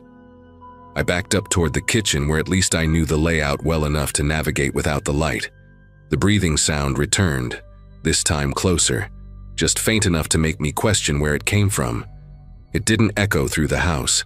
It seemed rooted in a specific spot, like someone was controlling it with intention, measuring each inhale so precisely that it barely rose above the storm's wind. I gripped the flashlight tighter and scanned the counter until my hand landed on the small utility knife I used to open packages. It wasn't much, but it made me feel slightly less exposed. I kept the beam aimed toward the living room, and every muscle in my body felt like it was listening. The wind slammed hard against the siding, followed by a sharp pop from somewhere near the attic. The house was being battered from all angles, and I knew there was no way in hell any help could reach me until the storm died down. Whoever was inside had picked the perfect night. When the breathing stopped again, the silence felt heavier than the dark itself. I could hear the storm tearing across the fields outside, but the house seemed to absorb every other sound, swallowing anything that might have hinted at where the intruder was hiding. I moved slowly toward the back door, thinking maybe, just maybe, they'd slipped outside again, though the lack of departing footprints said otherwise. The window beside the door had frosted over completely, leaving only blurry shapes of the yard beyond. The footprints were still there, untouched by the wind, almost like the storm itself refused to erase them. I pressed my palm against the cold glass, leaned in for a closer look, and that's when something faint brushed the floor behind me. Just the slightest drag, like a shoe shifting its weight. The sound didn't belong to the house, and it didn't belong to me. I turned around slowly, raising the flashlight, already knowing the room behind me wasn't empty anymore. The beam of the flashlight shook a little as I swept it across the kitchen doorway, the cabinets, the edge of the hall. At first, nothing looked different, just the same chipped paint and old linoleum floor reflecting a dull stripe of light. But then I caught a glimpse of something near the pantry door, the faint outline of a boot, barely visible in the darkness, as if whoever stood there was trying to blend into the shadows by staying perfectly still. My throat tightened, and the cold in the room suddenly felt sharper, like the air had thinned. I didn't call out or ask who it was. The situation had already gone too far for that. Instead, I stepped back slowly, trying not to make noise, keeping the light trained on that spot. Whoever it was didn't move, not an inch, almost as if they were waiting for the exact moment I'd look away. The storm screamed against the windows, drowning out everything, but I knew one thing for certain. Someone was standing in my kitchen. I edged toward the small staircase that led down to the mudroom, hoping to put some space between us. The temperature seemed to drop again as I reached the first step, and I could see my breath clouding the air in front of me. The flashlight flickered once, just enough to make my pulse jump, and I hit the side of it with my palm to steady the beam. That tiny motion must have given me away, because the boot near the pantry shifted, barely, but enough to confirm the figure wasn't frozen or imagining things. They were watching me, tracking me. The house felt smaller with every second, each room narrowing in around me. I thought about running into the storm, but the last time I'd seen outside, the snow was waist-high and the wind strong enough to knock someone down. If I stepped out there, I'd lose direction instantly. Staying inside felt like my best chance, even though the intruder clearly knew the place well enough to slip around without making a sound. I backed down the stairs and pulled the mudroom door shut behind me, locking it, even though I knew a simple lock wouldn't stop someone determined. The room was freezing, darker than the rest of the house, with only the thin outline of the back window letting in a faint bluish glow from the storm. I crouched behind the shelving unit, pressing my legs against a crate of firewood, trying to stay quiet while keeping my flashlight aimed at the door. For a moment, I didn't hear anything but the storm. Then a soft, steady sound rose on the other side. Breathing again, this time closer, like whoever stood in the kitchen had pressed their face near the door to listen. The old wood separated us by barely an inch, and I could almost imagine the warmth of their breath meeting the cold on my side. I tightened my grip on the utility knife, forcing myself to stay still. The door handle twitched once, then slowly turned, testing the lock with deliberate patience. Something in me snapped from fear into focus. I knew the windows were old, brittle from the cold, and the one behind the shelving unit had a loose latch I'd been meaning to fix. I shoved the shelf forward, grabbed the window frame, and forced it open as far as the snow would allow. The wind blasted in, numbing my face instantly, but I pushed through and climbed out into the drift. The snow swallowed my legs, but I crawled along the side of the house until I reached the crawl space hatch near the foundation. It was barely tall enough for me to fit, but it was shelter, hidden and too narrow for anyone to follow quickly. I slid inside, pulled the hatch closed, and waited. The breathing near the mudroom door stopped. For the next few hours, I listened to footsteps moving through the house, slow and methodical, as if the intruder were searching room by room, certain I hadn't gone far. By the time the storm finally broke and the light outside shifted to dawn, the house fell silent again. When officers arrived hours later, they found the back door lock broken from the inside and a trail of footprints leading away into the field, prints that the wind never touched, just like the ones that had led in. I moved out 2 days later and never spent another night there.